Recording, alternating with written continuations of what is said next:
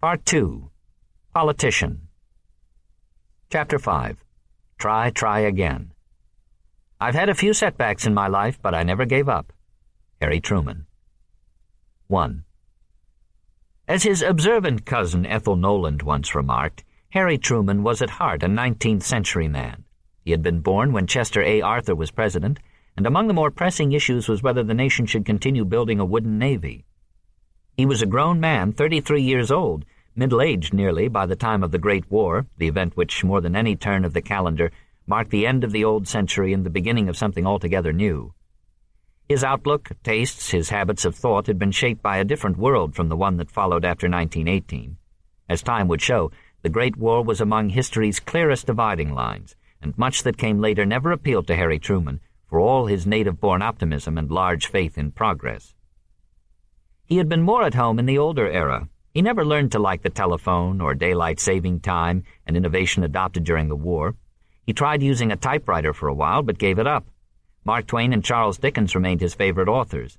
Andrew Jackson and Robert E. Lee were to be his lifelong heroes. Until he met George C. Marshall, he wondered if the modern times were capable of producing a great man. The kind of art that had burst upon the public with New York's Armory Show of 1913, the first big American exhibition of modern paintings, which included Marcel Duchamp's sensational Nude Descending a Staircase, had no appeal or meaning for Harry Truman. Ham and eggs art, he called it. He liked the old masters. His taste in American art, not surprisingly, ran to the paintings of Missouri riverboatmen and Missouri politics by George Caleb Bingham, or the western scenes of Frederick Remington, who had once owned a saloon in Kansas City. If Harry Truman had even a little interest in the theories of Einstein or Freud, he never said so. Words like libido or id, so much in vogue after the war, were never part of his vocabulary. Indeed, he despaired over a great deal that became fashionable in manners and mores. He disliked cigarettes, gin, fad diets. He strongly disapproved of women smoking or drinking, even of men taking a drink if women were present. When, after much debate, Bess decided it was time she bobbed her hair, he consented only reluctantly. "I want you to be happy regardless of what I think about it," he told her. He disliked the very sound of the jazz age, including what became known as Kansas City jazz. Life in the Roaring Twenties, as depicted in the novels of F. Scott Fitzgerald or John O'Hara, was entirely foreign to his experience, as it was for so much of the country. He never learned to dance. He never learned to play golf or tennis, never belonged to a country club. Poker was his game, not bridge or mahjong. It was characteristic of the jazz age that it had no interest in politics at all, insisted F. Scott Fitzgerald, but Harry Truman, in those years, discovered politics to be his life work. As the war was a watershed time for the world, so it was in his life. "I have always wondered," he later wrote, "how things would have turned out in my life if the war had not come along just when it did." What it most obviously did was to take him from the farm, and he would not go back again except as a visitor. That much was settled for him, as it was for tens of thousands of others who came home. "How you going to keep 'em down on the farm after they've seen Paris?" went the hit song of 1919. More important, he was not the same man who left for France only the year before. The change was astounding. He had new confidence in himself. He had discovered he could lead men and that he liked that better than anything he had ever done before. He found he had courage, that he was no longer the boy who ran from fights, and furthermore that he could inspire courage in others. He had come home with a following, his biggest, best gang ever, his battery boys, who looked up to him as they would an older brother. He was the captain who brought so many sons of Jackson County home safe and sound. Alone in the dim light of his tent or dugout in France, late at night, he had spent hours answering letters from the mothers and fathers of men in his command, a consideration not commonplace among officers of the AEF, and one that would not soon be forgotten in Kansas City. He had been a big success as a soldier. The war had made him a somebody in the eyes of all kinds of people, including, most importantly, Bess Wallace, who had only decided to marry him once she heard he was enlisting. By nice coincidence, the signing of the peace treaty at Versailles and their wedding took place on the same day. Also because of the war, he had met and befriended Eddie Jacobson and Jim Pendergast, who, with Bess, were to have so much to do with the new and different life that began the morning the 129th Field Artillery had its triumphal return. "Well, I remember when he came back. What a day it was," said Ethel Noland. "We all went into the city and saw them parading through the streets. Then we went to the convention hall and had a great reception." The 129th marched uptown from Union Station in dazzling morning sunshine, under full packs, wearing their tin derbies as they had marched in France. Harry and the other officers were on horseback. Flags brightened buildings and lampposts. The crowds along both sides of Grand Avenue were 50 deep. At 11th Street stood a huge welcome arch. People were cheering, weeping, holding up children to see. One young woman carrying a baby walked parallel to her husband from the station all the way to the convention hall in high heels. 3 days later, May 6th, at Camp Funston, Kansas, the men were given their final discharges, and 7 weeks and 4 days after that, Bess and Harry were married. But not before two important events took place. On May 8th, Harry's birthday and his second day home, he and Bess had their first and apparently their last heated argument. Possibly it was over the wedding plans, or possibly over her mother's insistence that they live with her. Whatever the cause, Harry would remember the day and its misery for the rest of his life. In a letter to Bess written 30 years later, he would refer to it as their final argument. Then, a month in advance of the wedding, he and Eddie Jacobson took a lease on a store in downtown Kansas City. Though Jacobson had served with another battery in France, they had seen each other occasionally, and Jacobson, too, had come home on the Zeppelin. They had decided to join forces again and open a men's furnishing store, a haberdashery, convinced their partnership at Camp Donovan had been only a prelude to great merchandising success. It was a decision made quickly, even impulsively, and on Harry's part, it would seem, one designed to impress Bess and her mother. The wedding, on Saturday, June 28, 1919, took place at 4 p.m. in tiny Trinity Episcopal Church on North Liberty Street in Independence, and the day was the kind Missouri summers are famous for. The church, full of family and friends, became so stifling hot that all the flowers began to wilt. The bride wore a simple dress of white georgette crepe, a white picture hat, and carried a bouquet of roses. Her attendants, cousins Helen Wallace and Louise Wells, were dressed in organdy, and they too carried roses. The groom had on a fine checked gray three-piece business suit made especially for the occasion, on credit by his best man, Ted Marks, who would return to his old trade of gentleman's tailor. The groom also wore a pair of his army pince-nez spectacles and appeared, as he stood at the front of the church, to have arrived directly from the barber shop. Frank Wallace, the tall, prematurely balding brother of the bride, escorted her to the altar where the Reverend J.P. Plunkett read the service. Present at the reception afterward on the lawn at the Gates house were Mrs. Wallace and her mother, Mrs. Gates, Mr. and Mrs. Frank Wallace, Mr. and Mrs. George Wallace, and young Fred Wallace, while the out-of-town guests, as recorded in the papers, included Mrs. J.A. Truman, her daughter Miss Mary Jane Truman, and Mr. and Mrs. J. Vivian Truman. All the Nolans attended, of course, as did several of Harry's former brothers-in-arms. One who was unable to be there wrote to him, "I hope you have the same success in this new war as you had in the old." Punch and ice cream were served. The wedding party posed for pictures, Harry looking extremely serious, Bess a bit bemused. Presently, bride and groom departed for the train in Kansas City, driven by Frank Wallace, with more cars following. At the station, waiting on the platform, Ted Marks remarked to Harry's mother, "Well, Mrs. Truman, you've lost Harry." "Indeed I haven't," she replied. Recalling the day years later, Mary Jane spoke more of what she had been through before she and Mama ever reached the church. They had been harvesting wheat at the farm. Mary Jane had cooked noon dinner for 12 farm hands, meat, potatoes, fresh bread, homemade pies. "The usual," she said. Ethel Noland remembered Harry's expression as he stood watching Bess come down the aisle. "You've just never seen such a radiant, happy look on a man's face." It had been 9 years since the night Harry returned the pie plate. He was now 35. Bess was 34. The honeymoon couple stopped at Chicago, Detroit, and Port Huron, Michigan. In Chicago, they stayed at the Blackstone. At Port Huron, they were at the beaches of Lake Huron, where the weather was as perfect as their time together. So sublime were these days and nights beside the ice-cold lake that for Harry the very words, Port Huron, would forever mean the ultimate in happiness. It was all too brief. Worried over her mother's health, Madge Wallace suffered from sciatica, among other real and imagined complaints. Bess felt they must return to Independence sooner than planned. As her mother wished, they moved into 219 North Delaware, taking Bess's room at the top of the stairs on the south side. The immediate household now consisted of Bess, Harry, Madge, Fred, who was a college student and his mother's pet, and the elderly Mrs. Gates, who had a room on the first floor off the front parlor. In back of the house, beyond the driveway, in what was formerly the garden, 2 small one-story bungalows had been built, facing Van Horn Boulevard, one each for brothers Frank and George and their wives. Thus the whole family was together still in a kind of complex, under the watchful eye of Mother Madge Wallace, a neat, straight little woman with a rather sweet expression, her hair done up in a knot, who still wore an old-fashioned velvet choker. Among the neighbors, She was perceived as possibly the most perfect lady in town and a very, very difficult person. Bess considered the arrangement temporary. She and Harry would stay only long enough for her mother to become accustomed to the idea that she was married. Harry moved in with his clothes, a few books, and a trunk full of his army things, which was nearly all he owned. 2.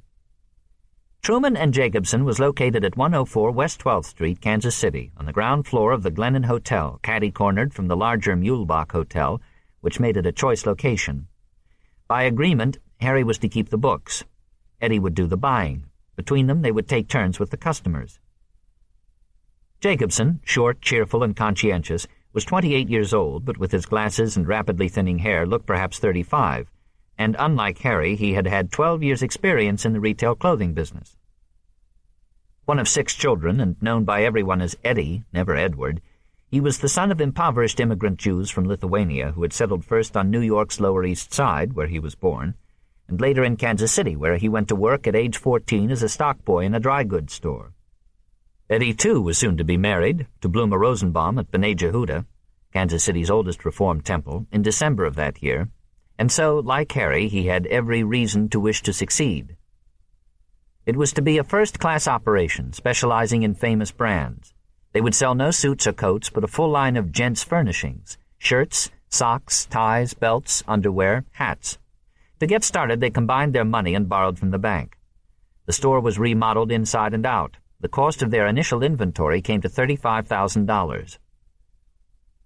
Harry put in $15,000, most of which he obtained by selling off livestock and machinery from the Grandview farm. He had hoped the farm might continue as before and tried to persuade Mary Jane to keep it running, but she refused if he was unwilling to be there and do his part. 2 years had been enough, she said.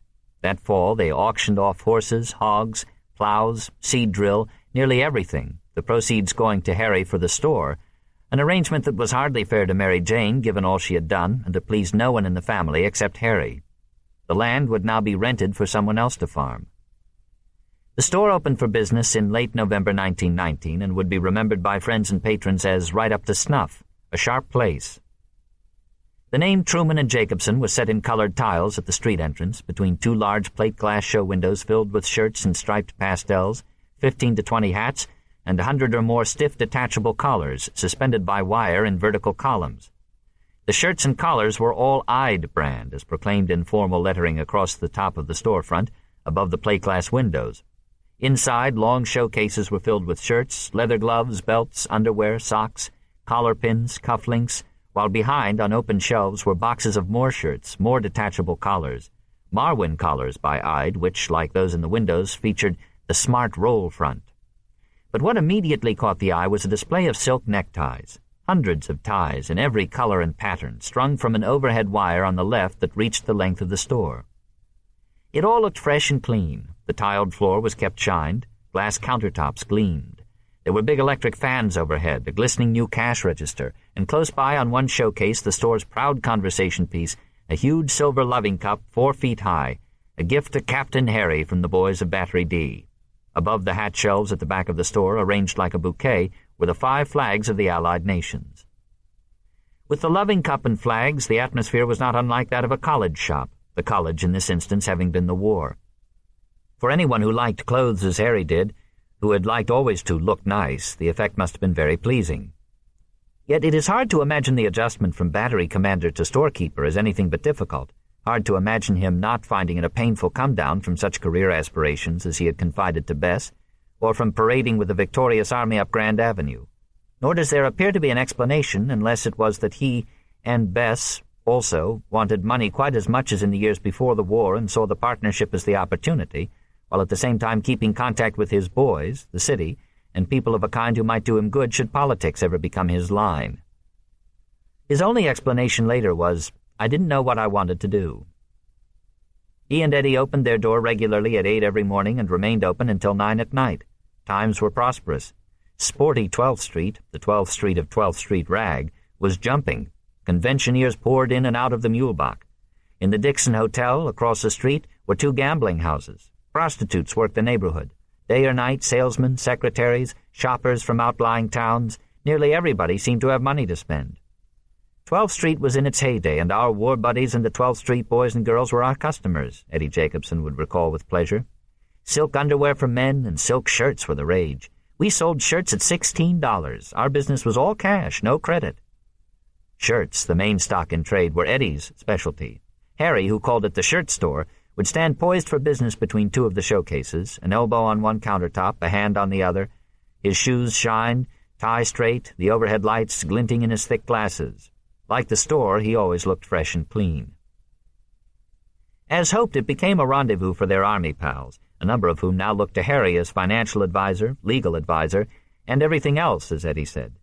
We'd all drop in there sometime during the day. It was the hangout, remembered Eddie McKim.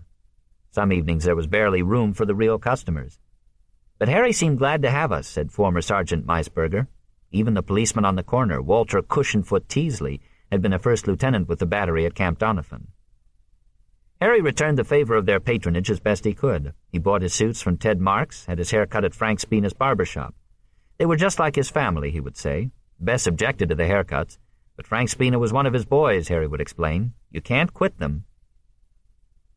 Others living elsewhere around the country wrote to wish Harry well. I see no reason, said one man, why you, with your engaging personality and honest morals, should not be very successful in that business. Well, sir, don't forget me, wrote another, Eugene Donnelly, in a letter from a remote Texas oil field. And when you see a keen young lady come out of the mule box, just say to yourself, gee, I'd hate to be old Donnelly, living 7 miles from a railroad, enjoying the company of 200 men. Once, in France, after the armistice, when Donnelly and several others from Battery D were due to go to Paris on furlough but had no money, Harry had found out about it and loaned them what they needed. We'd have done anything for him then, Donnelly would say in an interview years afterward, and nobody that I know has changed his mind. Eddie's wife, Bluma, said later that her husband never worked as hard as he did that first year in the 12th Street store, nor Harry either, she supposed. There were no signed agreements between them. There was never a need for it.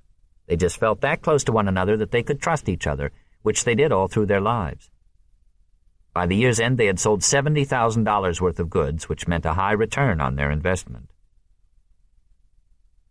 In his campaign for president in 1920, the handsome Republican candidate, Senator Warren G. Harding of Ohio, who had been picked in a famous smoke-filled room at the Blackstone Hotel in Chicago just a year after Mr. and Mrs. Harry Truman stopped there, called for a return to normalcy. The American people, Harding said, had had enough of heroism, and he and his running mate, former Massachusetts Governor Calvin Coolidge, defeated the Democratic ticket of James Cox and Franklin Roosevelt with a bigger majority than in any previous election. Normalcy seemed indeed to be what the country wanted, and in this respect Truman and Jacobson, restocking their shelves in Kansas City, waiting on customers, seemed in perfect step with the times. Harry joined the Kansas City Club, the Triangle Club, a businessmen's lunch group much like Rotary, and the Kansas City Athletic Club, where with relentless determination he taught himself to swim, using a strange, choppy, self-styled side stroke, his head above water so he could keep his glasses dry. With Ted Marks or Jim Pendergast, he ate regularly at the Savoy Grill in the old Savoy Hotel on 9th Street, his favorite place for lunch. He dreamed also of a new car to replace the second-hand 4-cylinder Dodge Roadster he was driving to and from the city. The one looming worry was that the farmers were hurting, and the reasons were plain enough at the same Kansas City grain exchange where John Truman had lost his money 20 years earlier. Prices were tumbling. Wheat that had sold for a record $2.15 a bushel in 1919 had dropped to $1.44 a bushel by the fall of 1920. Farm prices overall fell 40%, and the farmers' plight began to spread. The Middle West was especially hard hit. By 1921, the silk shirt that had been such a symbol of the post-war boom became the shirt Truman and Jacobson could no longer sell. By mid-year, their flourishing business had evaporated. With the country in a full-scale depression, Harry and Eddie Jacobson were in trouble. To keep their stock up to date, they were forced to borrow more money. The same old friends kept dropping in, but no one was buying as before. Several now found the store a convenient place to borrow an extra $5 or $10. It became a combination club and unemployment agency, and because of Harry's generosity, small loan office. If they came in asking for Captain Harry, Eddie Jacobson recalled, he knew it was for a touch. If they asked for Captain Truman, he knew he had a sale. It was Harry also who paid for the damages after a Battery D reunion on St. Patrick's Day, 1921, a dinner at the Kansas City Elks Club that turned into a brawl, with the boys hilariously airlining soup and dinner rolls at one another. There had been no shortage of whiskey for the evening, prohibition notwithstanding, and things were finally so out of hand that the police had to be called. But then one of the police turned out to be a former Battery D sergeant, George Bryce, who, to the delight of the other police, was unceremoniously relieved of his revolver and most of his clothes. As the depression grew worse and the partners had less and less to do, Harry became increasingly restless. He would get out and go to lunches and mix with people, and Eddie Jacobson would stay around and take care of business, said Ted Marks, who had not encouraged Harry to go into the retail line. Now they talked about anything and everything but Harry's troubles. We all were having a hard time those days. Rents were high and starting anew. It was pretty rough, Marks remembered. Harry and Eddie had an ink blotter printed up as a flyer to hand out at the counter. Dr. A. Gloom Chaser says, "It takes 65 muscles of the face to make a frown and 13 to make a smile. Why work overtime? Buy your men's furnishings from us at new prices. You will smile at the great reductions. We will smile at the increased business. Then none of us will be overworked." In the fall of 1921, when plans were announced for an American Legion convention in Kansas City as part of ceremonies to dedicate the site for a colossal new war memorial, Harry at once volunteered his services.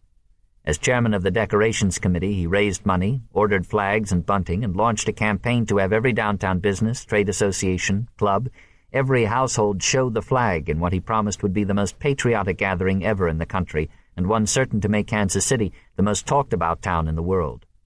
He was brisk, enthusiastic, and effective. The big day was November 1st.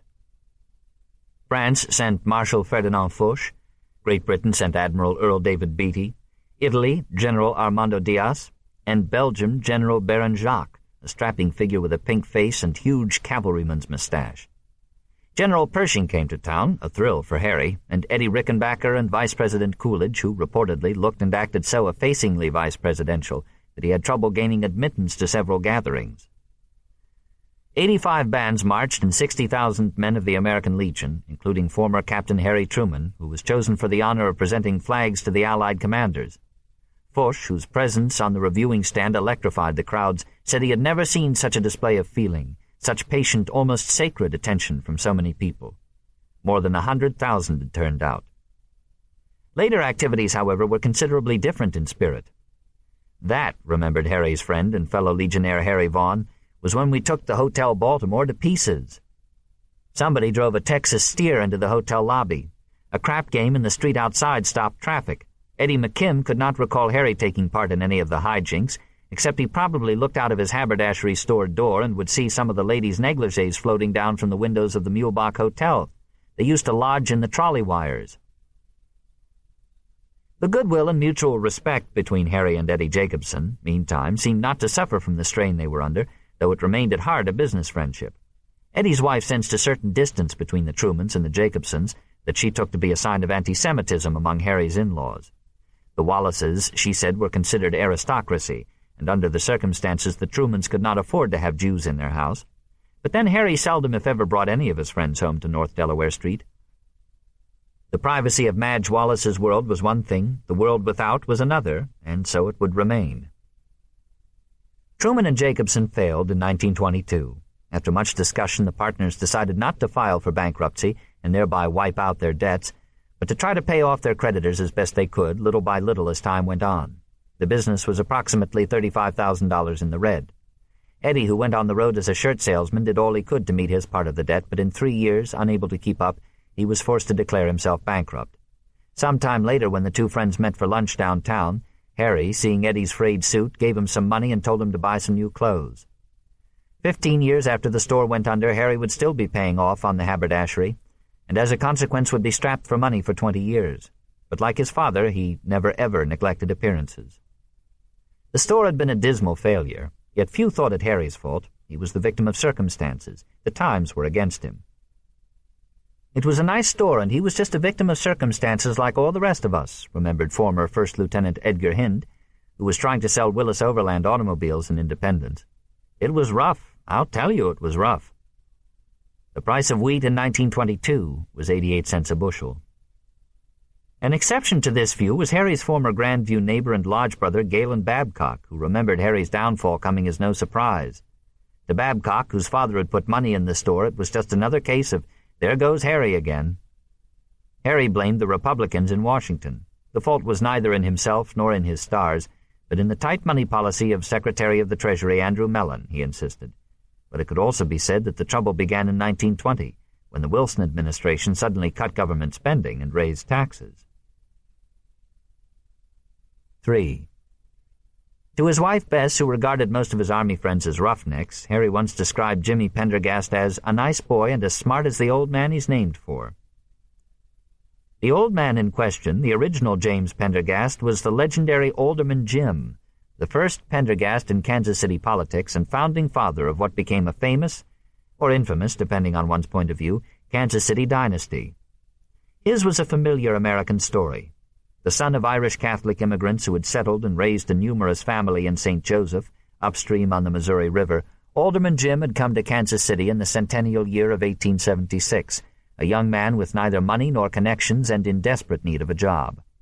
He found work first in a slaughterhouse, then in an iron foundry in the West Bottoms, a roaring industrial section that stretched across the muddy lowlands between the river's Great Bend and the bluffs of the city.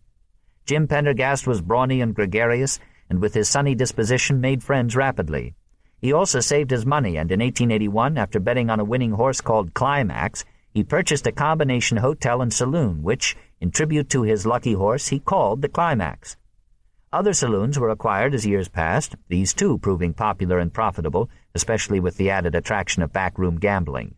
In addition, Jim Pendergast moved into the wholesale liquor business. His real love, however, was politics. He was, of course, a Democrat and a natural vote-getter. In time, with the hard-working, hard-drinking, steadily expanding populace of the West Bottoms, the First Ward, as his base of power, he built Kansas City's first political organization and made himself boss, a term he disliked. "I've got friends," he would say cheerfully, "and by the way, that's all there is to this boss business, friends." In 1889, Jim brought 3 younger brothers, Michael, John, and Thomas, on from St. Joseph to help manage things.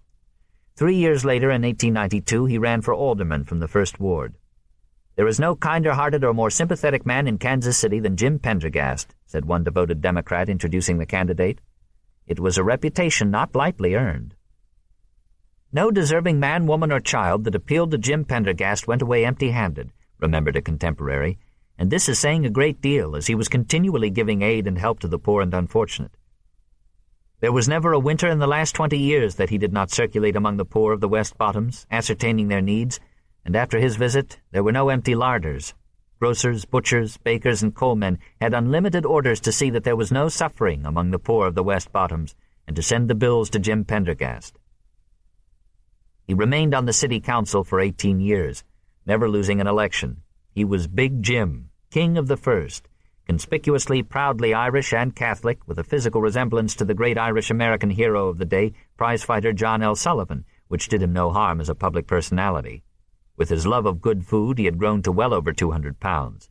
He had a thick black handlebar mustache, wore small black bow ties and a heavy gold watch chain, and worked steadily for public improvements, parks, buildings, boulevards, all projects that meant work for his people. He fought for higher pay for firemen. He fought the anti-Catholic American Protective Association. He fought the reformers, kept the saloons open, and purchased another on Main Street, a block from City Hall, which he made his headquarters. He had courage and a much-loved sense of humor. When a bill was put before the state legislature in Jefferson City that would have prohibited anyone who owned a saloon from holding elective office, and reporters asked what he thought of it, Alderman Jim said probably the bill was intended as a way of improving the reputation of saloon keepers.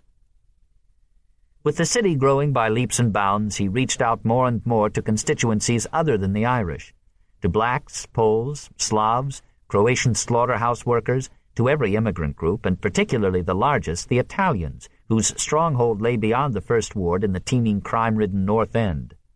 The peak of his power came after the turn of the century, at the time when the bankrupt Truman family had moved to Kansas City. By then he had picked his own mayor, James A. Fighting Jim Reed, in addition to nearly every other key office at City Hall. Charges of vote fraud in the First Ward led to investigations that produced no evidence of wrongdoing. "I never needed a crooked vote," Jim enjoyed telling reporters. "All I want is a chance for my friends to get to the polls." Following his death in 1911, a 10-foot bronze statue was erected in Mulkey Square on the heights overlooking the West Bottoms, a commanding, seated figure of Alderman Jim paid for by public subscription and inscribed, to the rugged character and splendid achievements of a man whose private and public life was the embodiment of truth and courage. Even the Kansas City Star, arch-opponent of machine politics, lamented his passing. His word had been his bond, said the paper. His support of any man or measure never had a price in cash.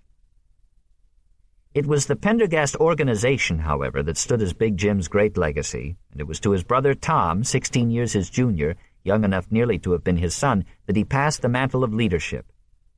"Brother Tom will make a fine alderman, and he'll be good to the boys, just as I have been," an ailing Jim had reassured a gathering of patrons at his Main Street saloon.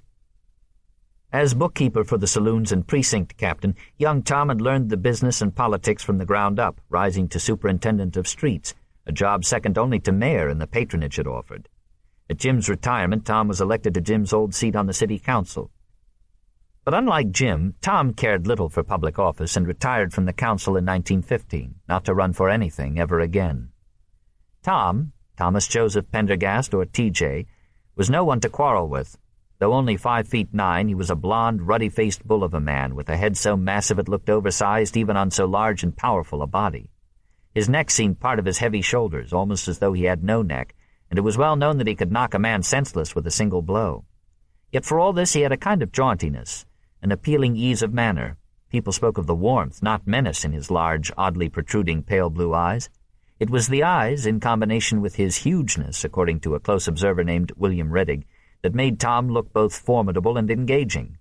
To Reddig, a veteran reporter for the Star, Tom was one of the most arresting figures ever seen in Kansas City, and once seen, never forgotten. Like his brother, Tom was a saloon keeper who abhorred drunkenness and drank only an occasional glass of beer. He dutifully attended early mass every morning. He liked to say he had never spent a night away from his wife. Further, as Big Jim had long appreciated, Tom was acutely intelligent. Though the Pendergast operations had never suffered from lack of money, and money, as often said, was nowhere more useful than in politics, Tom, the bookkeeper, perceived politics as a business opportunity to a degree Jim never had. He acquired more saloons. He expanded the wholesale liquor business. Brother Mike Pendergast, meantime, was made the liquor license inspector for all Jackson County, which gave him the power to say yes or no to the operations of more than 600 saloons. This, naturally, depending in no small part on how willingly the proprietors did business with the Pendergasts.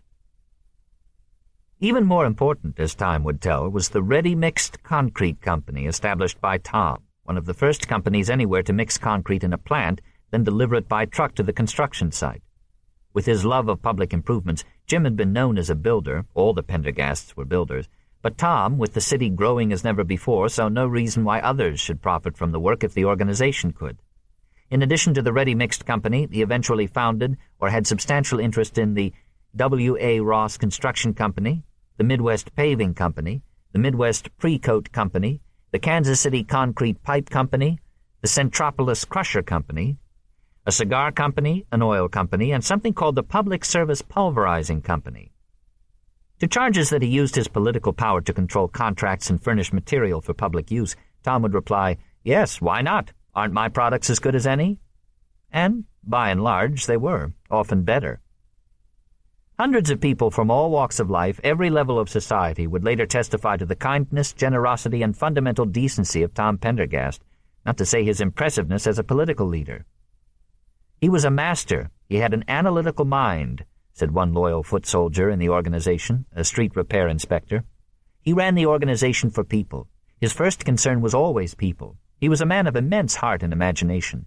He was always courteous. He would always listen you out." To a young lawyer with no connection to the organization, a single face-to-face meeting with Tom was enough to convince him that that fellow could probably talk anyone into anything. "He did so much for poor people," it would be said again and again. "Oh, he was a wonderful man. To me he was a Robin Hood," said a woman for whom he had found a job in a hospital laundry, one of the thousands of jobs he had provided over the years. "No, I never had a sense of evil when I was with him," remembered a Catholic priest. "The man never exuded a sense of evil." Even the judge who later sent Pendergast to prison would concede afterward that, had he known him, he too very likely would have been one of his friends. Reticent by nature, Tom kept himself to himself, as would be said, and this supposedly was his edge. But those associated with him in his long career, including Harry Truman, were to hear certain observations repeated many times. The amateur failed in politics because politics was concerned with things as they are. Most people don't think for themselves. They lean on newspapers. You can't make a man good by passing a law that he must be good. It's against human nature. Politics, as his brother Jim had so often professed, was primarily a business of friends. We have the theory that if we do a man a favor, he will do us one. That's human nature. Few people were ingrates. Ingratitude was a cardinal sin. Let the river take its course. To reporters, with whom he was invariably courteous, he would describe himself only as a realist and claim to know more about how the people felt than anyone in town or any newspaper. It's my business to know. As his admirers also liked to point out, Tom Pendergast was not the kind to flaunt his power. He was never seen parading about the courthouse or city hall. He preferred to run things quietly, keeping tabs on the precincts where the organization was in business 365 days a year. Politics is a business, and all the year-round competitive business. To the victor belong the spoils. I might as well be honest about it. It may be cynical, but that's the fact. It's the same locally and nationally. Nobody gets a job on an appointment because he's a nice fellow. He must deserve it politically. It's the same as in any other business. The pattern of the organization followed the pattern established by law for election purposes. There was a ward leader, a precinct captain for each precinct, and a block leader for every square block within the precinct. The precinct captain was the first person who called on newcomers to the neighborhood, who saw that their water was connected, gas and electricity turned on. Coal in winter, food, clothing, and medical attention were all provided by the organization to whomever was in need at no charge, and as those benefiting from such help would remember fondly, the system involved no paperwork, few delays, no stigma of the dole. When a man's in need, TJ would lecture, we don't ask whether he's a Republican or Democrat. We function as nearly as we can 100% by making people feel kindly toward us. Politics was personal contact. When winter storms hit the city, trucks from the various Pendergast enterprises would arrive in the West Bottoms loaded with overcoats and other warm clothing to be handed out to the homeless, the drunken derelicts, to any and all who were suffering. At Christmas, Tom gave out 3,000 free dinners. Many people would remember for the rest of their lives how at the height of the deadly influenza epidemic in 1918-19, and at great personal risk, Tom Pendergast had made a personal survey house to house to see who needed help. All that was expected in return was gratitude expressed at the polls on Election Day, and to most of his people this seemed little enough to ask and perfectly proper. Many, too, were happy to be repeaters, those who voted early and often on Election Day. The woman who worked in the hospital laundry, as an example, started as a repeater at age 18, 3 years shy of the voting age, and enjoyed every moment. She and several others would dress up in different costumes for each new identity as they were driven from polling place to polling place in a fine big car. It was like play acting, she remembered years later. She would vote at least 4 or 5 times before the day ended.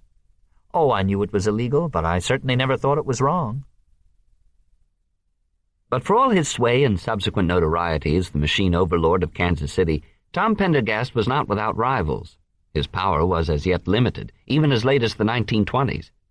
In opposition was another Democratic faction led by another exceedingly adroit, popular Irish Catholic politician named Joseph B. Shannon. In the parlance of Jackson County, Pendergast Democrats were the goats, whereas Shannon's people were the rabbits, and both sides proudly so. The names began supposedly because the poverty-stricken families aligned with Alderman Jim had kept goats on the bluffs above the West Bottoms, while the Shannon people occupied a territory overrun by rabbits. It was also said that once on a march to a political convention, Alderman Jim had roared, "When we come over the hill like goats, they'll run like rabbits." In any event, Joe Shannon was nothing like a rabbit in temperament. He was smooth, well-dressed, and handsome in much the way Warren G. Harding was handsome. He was also quite as fearless as any Pendergast, and had both the pluck and personality to inspire a following. And since the Republicans rarely had support enough to carry a general election in the county, the real knockdown contests were always in the primaries, among Democrats where the lines were sharply drawn. Every Democrat counted himself either a goat or a rabbit, whether in town or out in the country. John Truman, in his time, had been a goat, and it was his goat friends at the Independence Courthouse who had made him a road overseer. So, in that sense, John Truman had been a Pendergast man, as was Harry briefly when he replaced his father as overseer. The difference in the two factions was mainly a matter of style. The goats liked to win with strength, with big turnouts on Election Day. The rabbits were known for their cleverness, but both sides could play rough, with money or by calling out the saloon bullies. Strong-arm tactics at the polls, ballot stuffing, ballot box theft, the buying of votes with whiskey or cash, bloody, headlong street brawls, all the odious stratagems that had made big city machine politics notorious since the time of New York's boss Tweed, had been brought to bear to determine which side within the party gained the upper hand. Stealing elections had become a high art, wrote one man, refined and streamlined by the constant factional battles. And the prize at stake always was power, jobs, influence, money, business, as Tom Pendergast would say. It was the game played by the boys with zest, and never over such issues of reform as inspired periodic Republican or independent citizens' crusades. That the Republicans so rarely ever triumphed was taken by Democrats, whether rabbit or goat, as proof that Republican bosses just weren't as smart as a Joe Shannon or a Tom Pendergast. Years before, in the time of Alderman Jim, a landmark bargain had been struck, largely because Alderman Jim had at last concluded that the rabbits were there to stay. He and Shannon reached what became known as the 50-50 agreement, whereby the prize of patronage after every election was to be divided evenly, no matter which faction won, thereby guaranteeing that neither side could ever lose. But goat and rabbit loyalties remained strong all the same. The battles continued. Politics, after all, in the words of one Casimir Welch, a tough ward boss of rabbit persuasion, was a game for fighters. To every goat, Tom Pendergast was the big boss, while his brother Mike was the enforcer of loyalty. Mike was hard and combative, yet a charmer when he wished, or at least an easier man to talk to than Tom. Mike, who ran the bloody 10th Ward, liked to get out and see people, in contrast to Tom, who preferred to stay in his cubbyhole office off the lobby of the somewhat disreputable Jefferson Hotel, another Pendergast enterprise. They were different in appearance as well. Mike stood 6 feet tall. He was broad-shouldered and slim, his hips so narrow that to keep his trousers in place he felt obliged to wear both belt and suspenders. Mike had a resolute, chiseled look, strong chin, and eyes of even paler blue than Tom's. He was really quite a handsome man. His great flaw, as everyone knew, was his temper. He was a tenacious fighting type of the old school, a hothead who hated double talk and compromise, which was why Alderman Jim had passed him over and put Tom at the head of the organization. There was never any halfway ground with Mike. As was said, you were either with him or against him. He detested all rabbits and was credited with claiming their extinction as among his foremost ambitions. One Saturday he had walked alone into a saloon famous for being a rabbit stronghold, and after inviting a half-dozen men to join him for a drink at the bar, for a toast to the spirit of 50-50, he hurled his glass in their faces, only to be jumped and severely beaten. But it had all been worth it, Mike said afterward. Because of his closeness to Tom, who called him Michael, Mike's views were invariably taken as Tom's own, and this gave him a standing second to none except Tom. Also, besides the 10th Ward, Mike had responsibility for what was called the country vote, the whole outlying eastern section of the county that included such towns as Grandview, Lee's Summit, and Independence. For some reason, as Harry Truman would recall, Tom Pendergast had no interest in the country vote. In addition, most importantly, Mike had produced the heir apparent. Tom had 3 children, but 2 were girls, and his only son was still in the early 1920s a small child. Mike, however, had a daughter and 6 sons, the oldest of whom was being groomed to take over. He was Harry's friend, Jim Pendergast, and it was pleasant-mannered, pleasant-looking Jim who one day brought his father around to the haberdashery on 12th Street to meet Harry Truman. The time of the meeting was probably the late fall or early winter of 1921, which was still several months before the final collapse of Truman and Jacobson, but well past the point when Harry knew the business was doomed.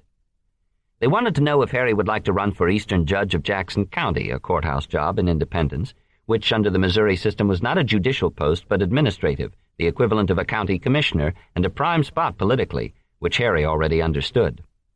With 3 judges on the court, an Eastern judge for the outlying country, a Western judge for Kansas City, and a presiding judge, having 1 vote of the 3 was worth a great deal, if only for trading purposes. The judges had control of the county purse strings.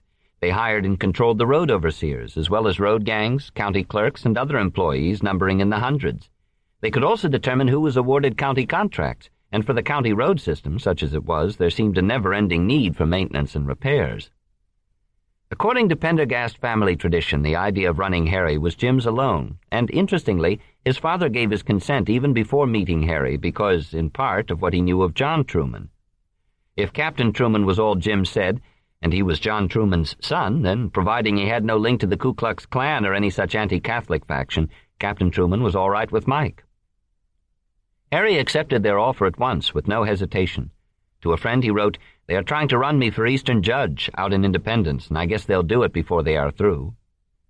This was in a letter dated February 4th, 1922, suggesting the anonymous they already had things so well in hand there could be no turning back.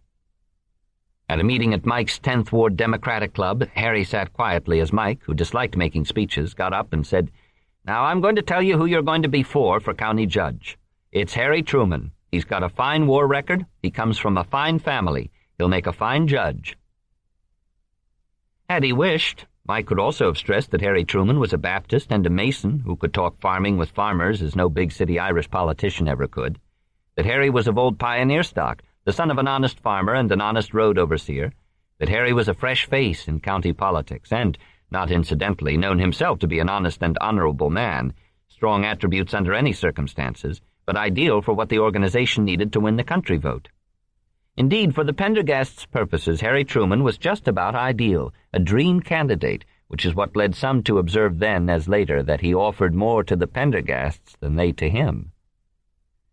Old Tom Pendergast wanted to have some window dressing, Harry's friend Harry Vaughan would later explain, and Truman was really window dressing for him because he could say, "Well, there's my boy Truman. Nobody can ever say anything about Truman. Everybody thinks he's okay." For Harry, the timing could not have been better. He badly needed rescuing. To some latter-day admirers and students of his career, the suggestion that he turned to politics in desperation because of his business failure would be unacceptable, a fiction devised to cast him in the worst possible light. It would be stressed that his interest in politics was long-standing, that the Pendergasts had come to him, not he to them, and that in any event their power then was by no means absolute, hardly enough to dictate a political destiny.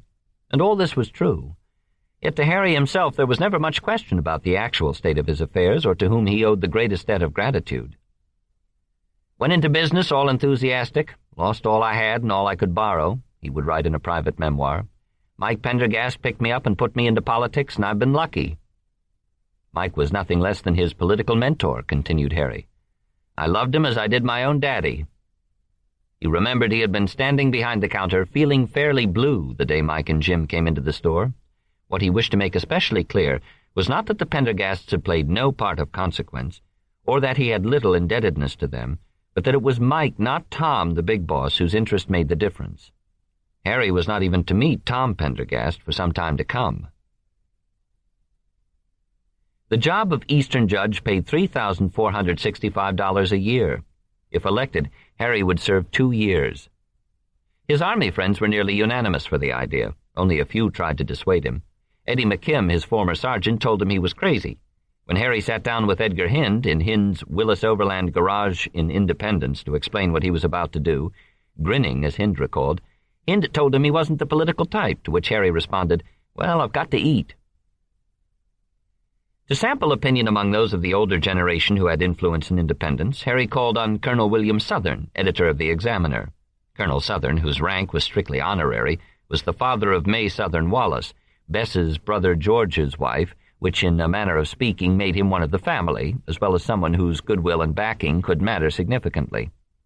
A short, pink-faced, cigar-chewing man with a goatee, who customarily wore his hat at his desk, the colonel listened patiently to Harry, then told him what a fool he would be to mess up his life with politics. "I told him all the bad effect a life of chronic campaigning could have on a man," he would later recount. "I told him how poor were its rewards, how undermining the constant need for popular approval could be to a man's character." Harry, smiling, only shook his head and said he had made up his mind. What opinions Bess had, what her mother was saying privately, or Mama Truman thought, are not recorded. Ethel Noland, it is known, strongly approved, and would later explain Harry's willingness to take up with the Pendergasts as succinctly as anyone would. They always liked to pick winners, and they endorsed him. And indeed, if he hadn't been endorsed by the machine, he couldn't have run. He was very grateful to them. 4. Candidate Truman opened his campaign 2 months short of his 38th birthday, March 8, 1922, at a rousing, foot-stamping rally of war veterans in an auditorium at Lee's Summit. About 300 people turned out for speeches, free cigars, and music, and to see Harry Truman launched, ostensibly, as the American Legion candidate, an idea acclaimed as admirably new and progressive. If they, the veterans, want to mix in politics, it is their right, and when they take such matters into their hands, they will settle affairs of state as they settled the Kaisers in France, said the Lee's Summit Journal. The Battery D Irish bunch were there in force, along with a sprinkling of Pendergast people. Harry, when introduced by former Colonel E.M. Staton, another veteran of the Argonne, said he was willing to run and was only just able to say that, so thoroughly rattled was he by stage fright. That first meeting was a flop for me, he would recall long years afterward. I was scared worse than I was when I first came under fire in 1918. But his speech was all the crowd wanted. The highlight of the evening came when Ethel Lee Buxton of Kansas City, who had been a Red Cross entertainer in France, sang When Irish Eyes Are Smiling, then closed with Mother Machree. Another evening Harry spoke at Grandview, another from a rough wooden platform in front of the Hickman's Mills Church, and on neither occasion was he able to say much more than that he was in the race and welcomed the support of his friends. At Hickman's Mills the introduction was made by his old neighbor O.V. Slaughter, who had headed the Jackson County Red Cross during the war, and was now president of the Grandview Bank, the kind of man who knew senators and governors, yet remained strictly and primarily a farmer. Gray-bearded, he looked like an old-style patriarch, and though seldom known to speak in public, he was considered highly persuasive when he did. One line only would be remembered from his remarks. "I knew Harry Truman before he was born," he said, and to others who had known John and Matt Truman, or who, like Slaughter, remembered Solomon and Harriet Louisa Young, no stronger endorsement could have been spoken. Reportedly, there were only 3 votes in the precinct against Harry. A total of 4 Democrats were in the race, a farmer and road overseer named Thomas Parent, an Independence businessman, James V. Compton, another Independence man, George W. Shaw, who was a road contractor, and Emmett Montgomery, a banker from Blue Springs. And all were thought formidable opponents. Parent had the support of a former judge, a flashy politician named Miles Bulger, who was neither rabbit nor goat but a spoiler. Compton had served previously on the court and could stress the value of experience. Shaw was known to be honest, which, as Harry said, was considered unique in a contractor, but the man to beat was Emmett Montgomery, the rabbit candidate. Harry Truman stood for better roads and a return to sound management of county business. The most that could be said for his early speeches was that they were brief. One at a night rally at Sugar Creek, an oil refinery town in the lowlands by the river just north of Independence, was remembered by Edgar Hind as the poorest effort of a speech I ever heard in my life. I suffered for him. But as the weeks wore on, and with the oncoming summer and the increased demands of a hot race, the speeches improved somewhat. If you're going to be in politics, Harry later reflected, you have to learn to explain to people what you stand for, and to learn to stand up in front of a crowd and talk was just something I had to do, so I went ahead and did it. Edgar Hind, Eddie McKim, Tom Murphy, and Ted Marks worked steadily, knocking on doors, handing out leaflets, showing up wherever and whenever needed. We'd do whatever was necessary to help Harry, remembered Tom Murphy, who had been a sergeant in Battery D. As the campaign went on, Murphy, McKim, and the others put out a flyer proclaiming Harry Truman the best liked and the most beloved captain, officer in France or elsewhere. Frank and George Wallace lent a hand. Harry's former Latin teacher, Ardelia Hardin Palmer, organized a door-to-door canvass in Independence to bring out the women's vote, a new element in the political picture. Harry spoke at White Oak, Raytown, Lone Jack, Englewood, and Blue Springs.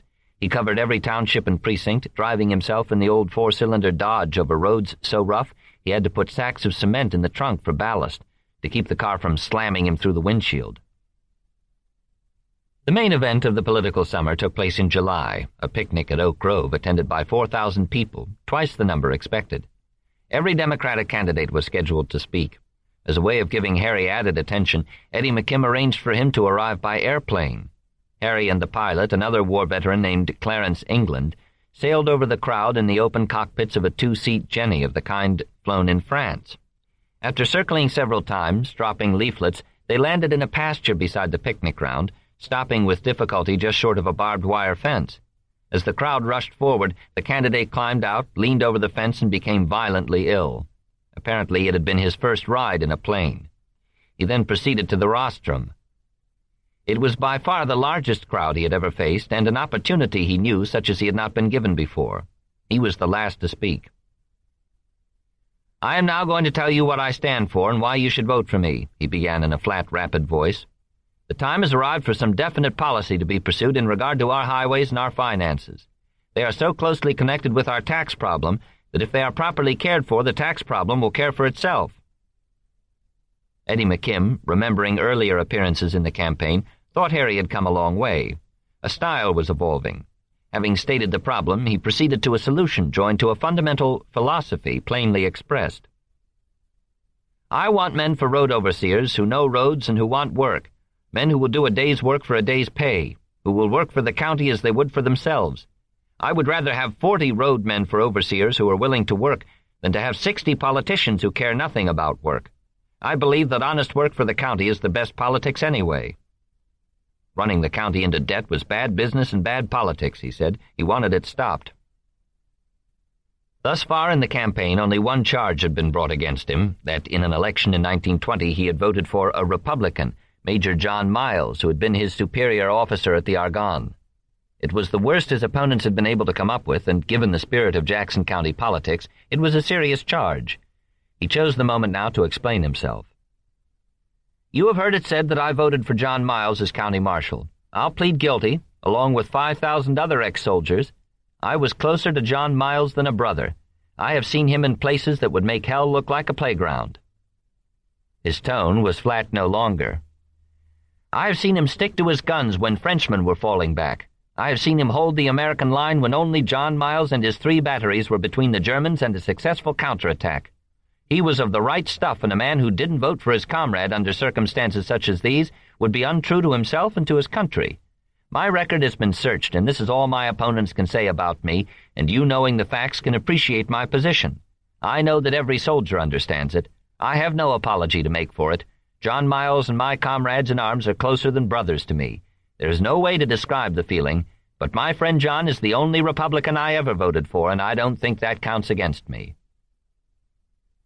At that moment, for many who were listening, the primary election for Eastern Judge was over, and Harry Truman had won. No county election in years had aroused such interest, a phenomenon attributed by some to the novelty of the women's vote. Harry, however, was dwelling more and more on what the influence might be of the Ku Klux Klan, the growing strength of which was another sign of the times. Crosses had been burned near Lee's Summit.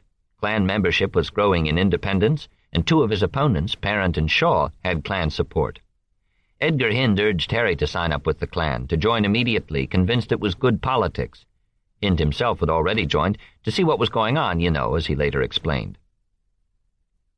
A Klan organizer named Jones told him to bring Harry in any time, saying it was all Harry had to do to guarantee Klan backing. Harry refused at first, but then gave Hind $10 for membership.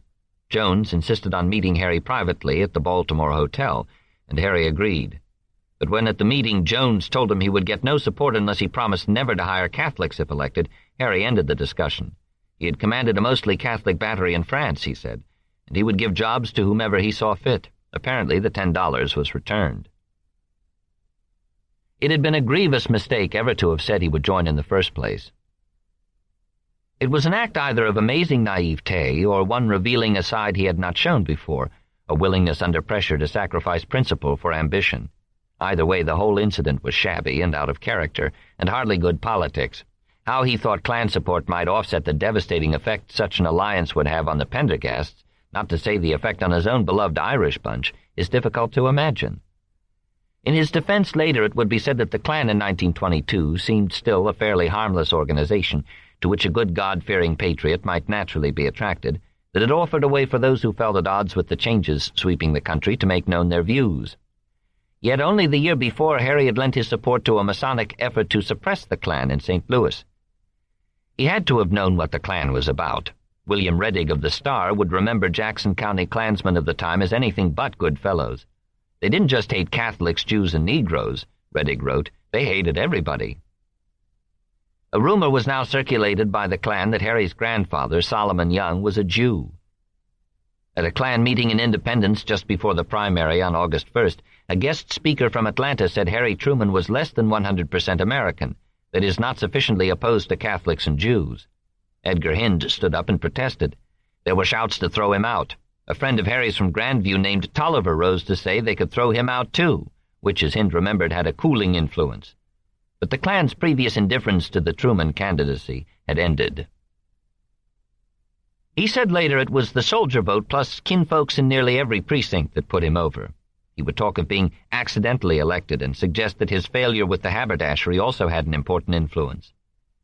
Most people were broke, and they sympathized with the man in politics who admitted his financial condition. Others, close to the campaign, said the deciding factor was Harry Truman. People liked him, and largely because he so obviously liked them and being among them. Privately, Harry was disappointed in the efforts of the Pendergast people in his behalf. He had expected more. The campaign ended with a big Saturday night rally at the courthouse. On Election Day, cars covered with placards were busy back and forth across town, bringing people to the polls. "The smell of old alky, hooch, and good whiskey is on the breath of many a man," wrote Colonel Southern, a teetotaler. As the day wore on, the rough play began. At a polling place at Fairmont Junction, close to the Kansas City line, an armed gang of Shannon henchmen tried to make off with the ballot box before the Pendergast people could get to it, only to be confronted by two deputy marshals who had rushed to the scene on orders from Harry's Republican friend, Marshal John Miles. Guns were drawn when suddenly Shannon himself materialized out of the shadows, and with the barrel of Deputy John W. Gibson's .45 caliber automatic pressing on his ample stomach, announced it would be best if everybody quieted down and went home. Had Shannon's men succeeded in their mission, Harry would most likely have lost the election. As it was, he defeated the Rabbit candidate, Emmett Montgomery, by a bare 279 votes out of a total, for all four in the race, of more than 11,000. "It was the damn Republicans who were to blame," Joe Shannon complained bitterly. "If they had only kept out of things, Harry Truman would never have won." Probably that was so. Deputy Gibson, the man with the .45, was, like John Miles, a veteran of the 129th Field Artillery. 5. The fall election was a formality only. Every Democrat won, and on New Year's Day 1923, in a ceremony at the courthouse, the new county court was seated. The other two judges were Elihu Hayes and Henry McElroy. Hayes was the presiding judge, and though a rabbit, a fine old gentleman, in Harry's estimate. McElroy, the new Western judge, was a through-and-through goat and close associate of Tom Pendergast, a spare, buck-toothed, ambitious businessman commonly praised for his efficiency.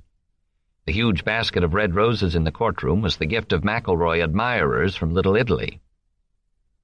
To be called judge pleased Harry immensely.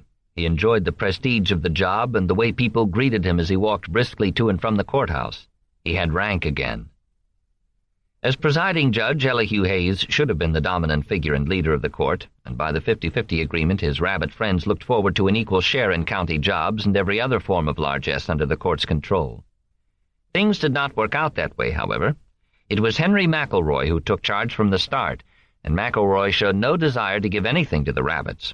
With Judge Truman voting with him, there was not much to keep McElroy from having his way.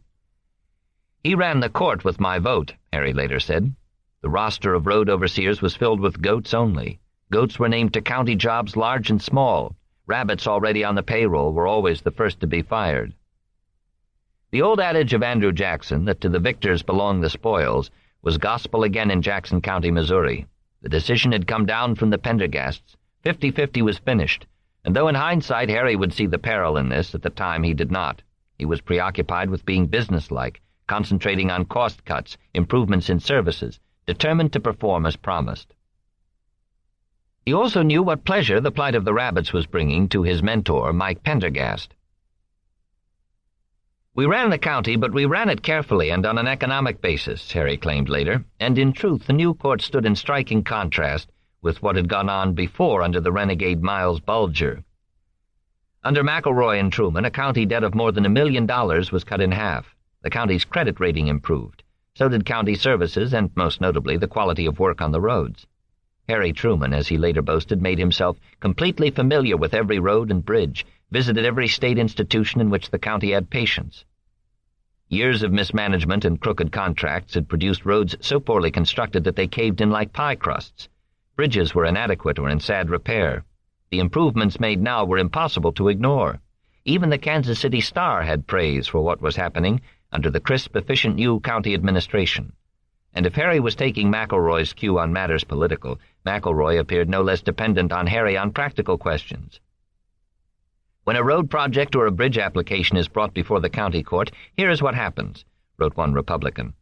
"Judge McElroy turns to Judge Truman and asks him what about it. 9 times out of 10, Judge Truman already has been on the ground and knows all about the proposition.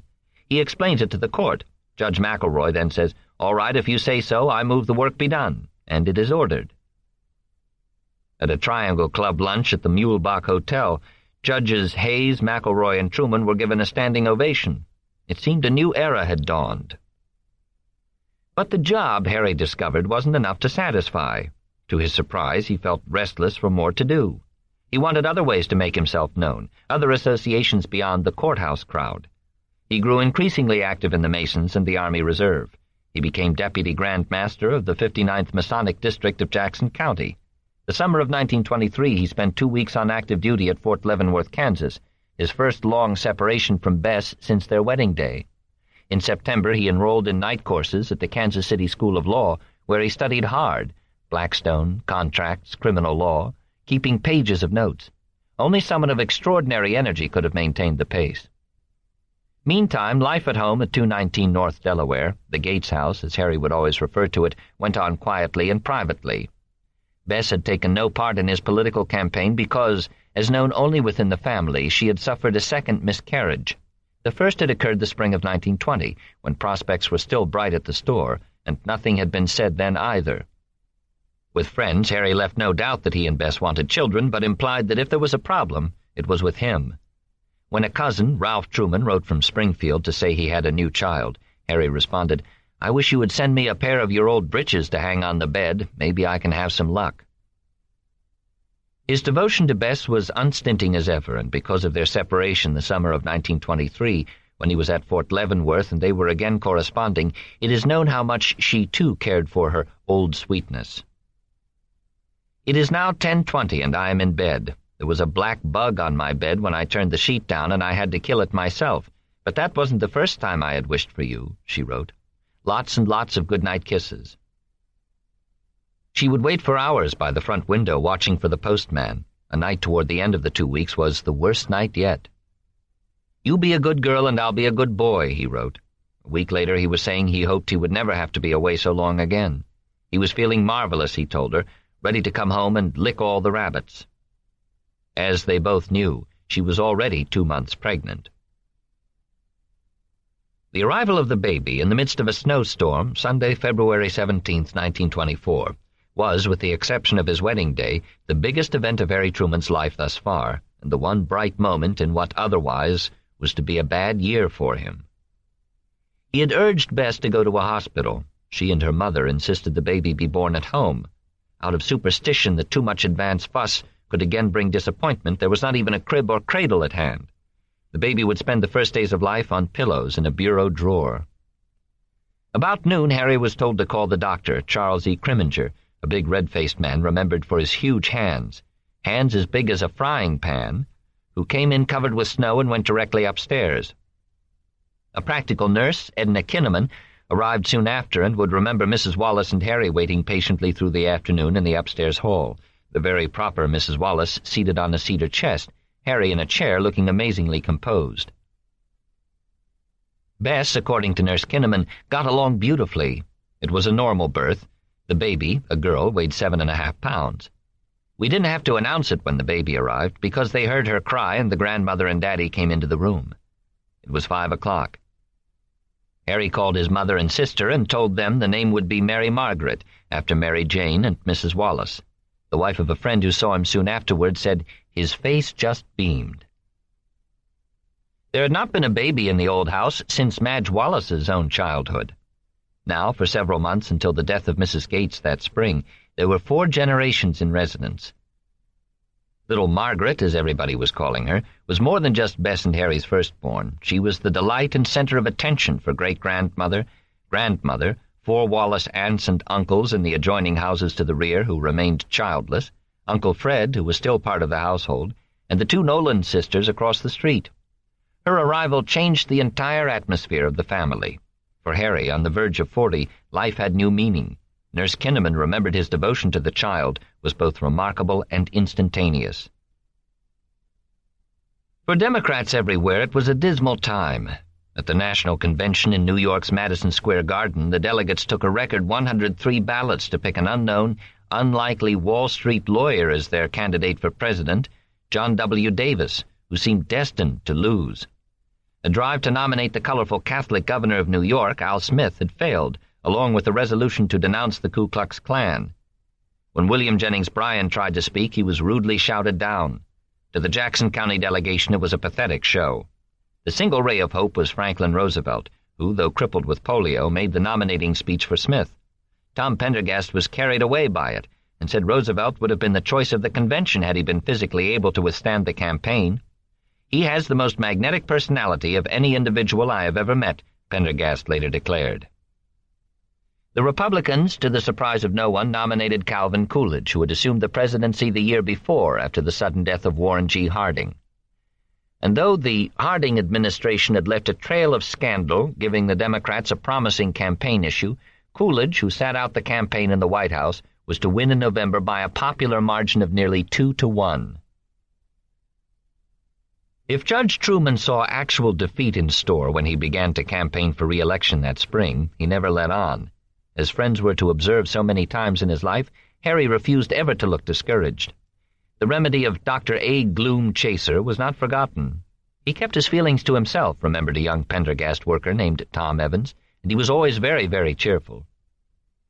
The Shannon forces, bitter over how they had been treated, burning for revenge, lined up with the Ku Klux Klan to try to beat both McElroy and Truman in the primary.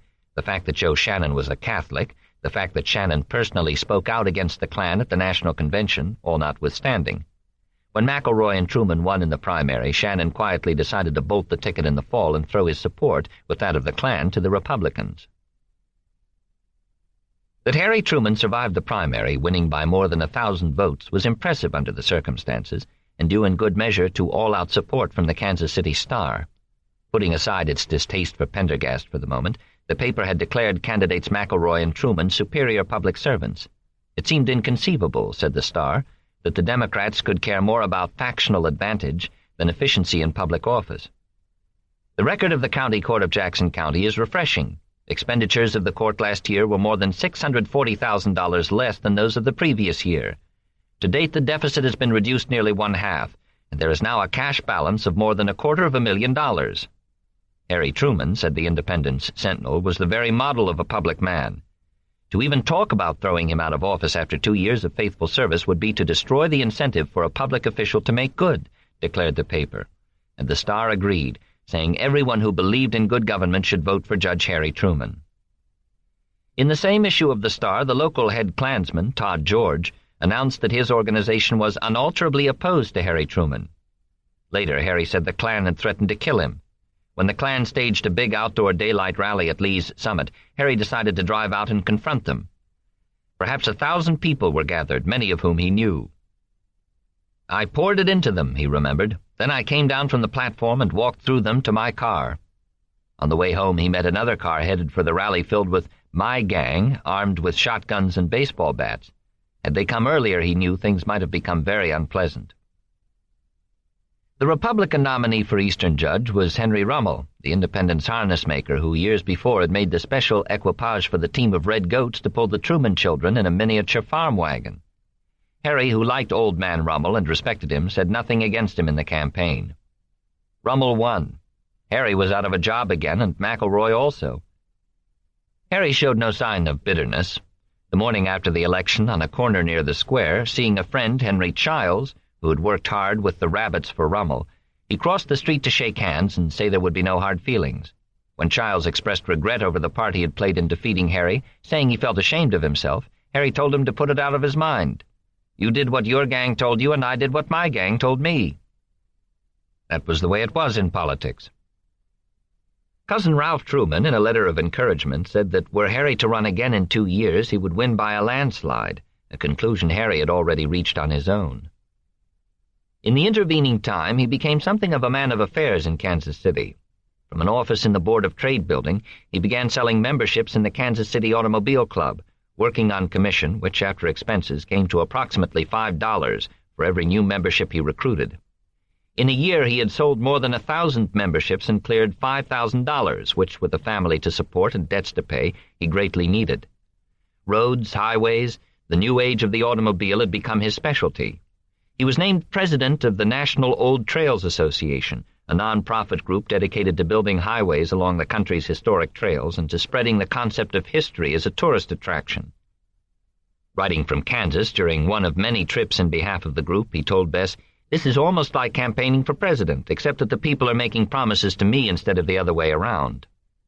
He kept up contacts with old friends, stayed active in the Masons and the Army Reserve.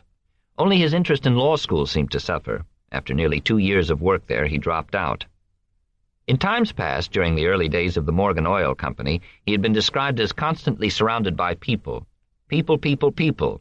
It was the same again now. Ted Marks would remember him everlastingly on the move. If one thing did not work, he'd get into something else right away. He was never idle, always operating. One thing he got into was another of his mistakes. With Colonel Staton, Spencer Salisbury, and several others, he took over a tottering little bank called the Citizens Security in Englewood, adjacent to Independence. He and his partners soon discovered they had been lied to about its assets. Reporting the situation at once, they got out as quickly as possible, selling their interest to new management. No one made money in the transaction. There is no evidence of wrongdoing, but the bank failed soon afterward, and its new president, B.M. Houchins, a brother of Harry's high school classmate Fielding Houchins, killed himself in his garage. To many people, the whole episode seemed shadowy and left bad memories. A further venture involved selling stock in the new Community Savings and Loan Association of Independence, and in this, too, Spencer Salisbury was in league, a sign many were to say later that Harry was not always the best judge of character when it came to his friends. Another of the Argonne Brotherhood, Salisbury belonged to an old, well-to-do Independence family and was a lifelong operator, lively, talkative, and smart by reputation, though a little slick. Tall and spare, he was known to those who knew him best as Snake Eye Salisbury. Even his own sister would remember him as kind of a cold bird. Asked long afterward why Harry ever associated himself with the man, Edgar Hind replied, "Anybody who's ever been a friend of his, they've got to hit him right in the face before he'll drop them, and I think that's one of Harry's big faults." Salisbury was cheating him in the business, Harry concluded after a while, and so withdrew, saying nothing publicly. Only in private did he vent his anger, writing some years later that Salisbury used me for his own ends, robbed me, got me into a position where I couldn't shoot him without hurting a lot of innocent bystanders, and laughed at me. It nearly makes me a pessimist. He had never had an enemy before. Seeing Harry Truman go on to bigger and better things in later years, Salisbury would refer to him as a no-good bastard. But Truman by then had used his influence in Washington to put federal investigators onto Salisbury's subsequent business activities in Independence, with the result that Salisbury spent 15 months in Leavenworth Prison. In turn, a few years after that, it was Salisbury, an avowed member of the Klan, who told reporters that Harry Truman had definitely joined the Klan, which was a lie and potent enough to carry far.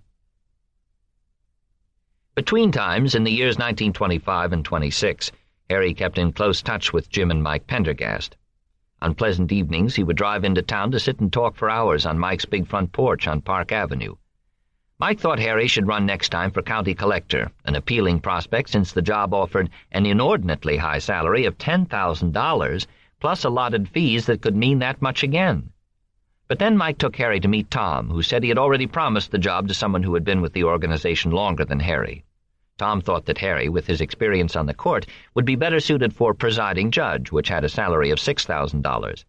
Mike advised Harry to fight for the collector's job, if that was what he wanted, but Harry thought it better to do as Tom wished.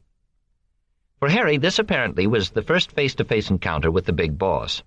It took place early in 1926 in Tom's office at 1908 Main Street, the new headquarters for the Jackson Democratic Club, a nondescript 2-story building of pale yellow brick that Tom had had put up beside the small Monroe Hotel, which he also owned. The neighborhood was one of drab little stores, cheap restaurants, and machine shops, anything but a center of power by appearances. The big banks, office towers, and department stores, all that visitors took as emblematic of Kansas City wealth and vitality, were 6 or 7 blocks to the north. The club's meeting room and Tom's office were on the second floor, over a wholesale linen supply store. The aura of the narrow stairway, a flight of 20 wooden steps, was about that of the approach to a dance studio or tailor shop.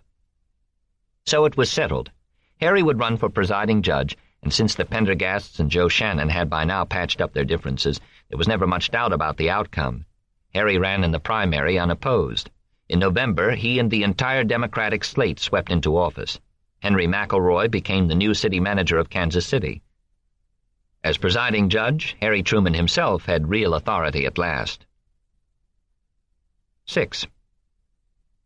The term of office was 4 years rather than 2, and he served 2 consecutive terms, 8 years, from January 1927 to January 1935. His performance was outstanding as judged by nearly everyone, civic leaders, business people, Republicans included, fellow politicians, the press, students of government, then and later, and emphatically by the electorate. In the 1926 election he won by 16,000 votes. When he ran again for presiding judge in 1930, his margin of victory was 58,000. Something unusual had happened, said the Independence Examiner halfway through his first term. No criticism or scandals of any importance have been brought with the county court as a center, and no political charges of graft and corruption have been made against it. The Star praised him for his enthusiastic devotion to county affairs. Harry Truman was efficient, known to be always informed. Here was a man you could talk to that knew what was going on and knew what ought to be done about it, said a representative of the Kansas City Civic Research Institute. At a conference on better state and local government sponsored by the University of Missouri at Columbia, an editor of the St. Louis Star-Times noted that Judge Truman was the only Missouri official present who could discuss administrative problems on an equal basis with visiting experts. Every subject of debate tended sooner or later to center in the views of a quiet-spoken man who sat across the table from me, wrote the editor. It was with surprise amounting almost to incredulity that I observed this trend of affairs, for the quiet man whose opinions had so much respect in a gathering of reformers was the presiding judge of Jackson County, home bailiwick of the notorious Pendergast machine. More important and equally unexpected was the way in which he proved himself a leader. His first day in office he spoke to the point. We intend to operate the county government for the benefit of the taxpayers. While we were elected as Democrats, we were also elected as public servants. We will appoint all Democrats to jobs appointable, but we are going to see that every man does a full day's work for his pay. In other words, we are going to conduct the county's affairs as efficiently and economically as possible. The other new members of the court, Howard Vrooman and Robert Barr, were expected to follow his lead. Vrooman, the Western judge, was an affable Kansas City real estate executive and a rabbit. Barr, a gentleman farmer and graduate of West Point, had been Harry's own choice to fill his former position as Eastern judge. For all intents and purposes, therefore, presiding Judge Truman was the chief executive officer. Later in his political career, it would be charged that he had had no executive experience, but in fact he was responsible now for an annual operating budget of $7 million, more than the budget of some states, and for 700 employees, county treasurer, sheriff, county counselor, road overseers, surveyors, highway engineer, health officials, parole officers, purchasing agents, a coroner, a collector, the job he had wanted, a recorder of deeds, superintendent of schools, liquor license inspector, election commissioners, and 9 justices of the peace. He had overall responsibility for the county home for the aged, the county hospital, the McCune home for white boys, the parental home for white girls, the home for Negro boys and girls, and more than 1,000 miles of county roads. He also had charge of 2 courthouses, with jails, since Kansas City too had a courthouse. He had the most say in apportioning the budget, and keeping the books was ultimately his responsibility. It was, theoretically, within his power now to award contracts, adjust tax rates, float bond issues, or determine what sums for the county would be borrowed from which banks and when. As the county's topmost official, he was also expected to be its chief spokesman, to appear at business lunches, take part in conferences, spread the word of Jackson County progress and opportunities. In theory, he had only the electorate to report to, and his constituency was no longer just the country vote as before when he was Eastern judge. It was the whole county now, including all Kansas City, which had a population of nearly 500,000. Theory apart, there was also Tom Pendergast, with whom he had had almost no prior contact. Mike Pendergast could be counted on to stand by him. Mike came calling frequently at the court, still the mentor, arriving in a dark green Peerless sedan with Jim driving, and accompanied sometimes by Mike's youngest son Robert, a small boy who liked to take a turn spinning about in Judge Truman's swivel chair. But Mike was not Tom. Mike, furthermore, had suffered something like a nervous breakdown from the strain of political battles, and at the urging of his doctors and family he had eventually to relinquish his place in the organization. Instead of borrowing county funds from Kansas City banks at 6% interest, as had been the practice for years, Judge Truman went to Chicago and St. Louis and negotiated loans at 4%, then 2.5%. Told by outraged Kansas City bankers that he was inflicting unjust punishment on their stockholders, he said he thought the taxpayers of the county had some rights in the matter, too.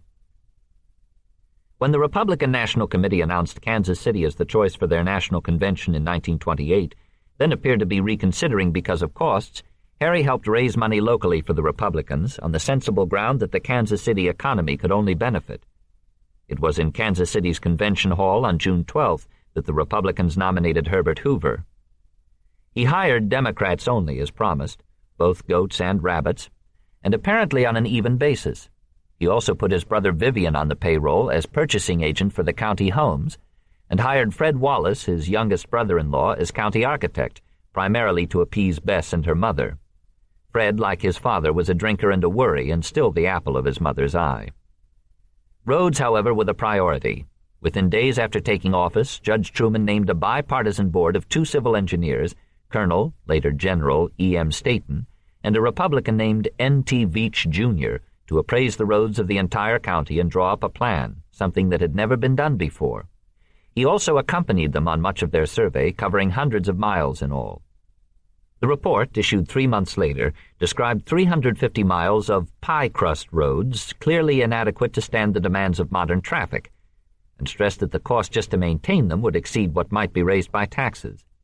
The plan was to build 224 miles of new concrete roads in a system so designed that no farmer would be more than 2 miles from at least one of them. The cost was to be $6.5 million, this raised by a bond issue, which again was something that until now had not been done for roads in Jackson County. Bond issues of any kind had seldom fared well in years past. Harry, however, was convinced the people would support the program if guaranteed honest contracts and first-rate construction. Great skepticism was expressed by the Kansas City Star and by Tom Pendergast when Harry went for his approval. "You can't do it. They'll say I'm going to steal it," Harry would remember the big boss insisting. If he told the people what he meant to do, they would vote the bonds, Harry said. He could tell the voters anything he liked, Pendergast replied, which Harry took to mean he had an agreement. It was as though all he had absorbed in his readings in the history of the Romans, the memory of the model of Caesar's Bridge, the experience of countless misadventures by automobile since the days of the old Stafford, the memory of the roads he had seen in France, not to say his own experience with the farm roads in and about Grandview and the father who had literally died as a result of his determination to maintain them properly, converged now in one grand constructive vision. He would build the best roads in the state, if not the country, he vowed, and see they were built honestly. He set off on another speaking tour, town to town. "I told the voters we would let the contracts to low bidders and build under the supervision of bipartisan engineers." It was early spring, the mud season, so no one needed reminding of the condition the roads were in. Every voter received a map showing where the improvements would come. The bond issue was enlarged to include a new courthouse and jail for Kansas City, a new county hospital, and a home for retarded children. The courthouse, jail, and children's home were voted down. The roads and hospital carried, the vote taking place on Harry's 44th birthday, May 8, 1928. It was a stunning victory. The vote in favor of the bond issue was 3-1. Good as his word, he let a first contract of $400,000 to a construction firm from South Dakota. Other work soon went to other firms not usually chosen for public projects in Jackson County. The roads were built, and extremely well. 5 years later, in 1933, the Examiner could report, "It is now generally recognized that every promise made at that time, 1928, by the county court and by General E.M. Staton and N.T. Veach, Jr., the bipartisan board of engineers selected to supervise the construction of the system of roads, has been carefully fulfilled. Every road proposed in the plans submitted has been built exactly as promised, and all well within the money voted and the estimates of the engineers." Trees were planted along the sides, as Harry remembered from France, 7,000 seedling elms and poplars in all, though to his sorrow Jackson County seemed as yet unready for the look of the Loire Valley. The farmers mowed them down. He repeatedly stressed the practical in much of what he said, but he attempted the trees, and, with the roads completed, he published a handsomely designed booklet, Results of County Planning, showing in more than 100 pages of photographs what beauty there was in the landscape of the county to be enhanced, not destroyed by progress, and for the benefit of everyone. Here were hundreds of square miles, hundreds of thousands of people, each dependent on the other, and only a plan and a determined spirit needed to develop these opportunities and make each available to an understanding of the other. In time, the report continued, would come parks and recreation grounds at points easily available to all the county population, the healthful places of diversion that every large and growing population needs for its own pleasure and for the sake of coming generations.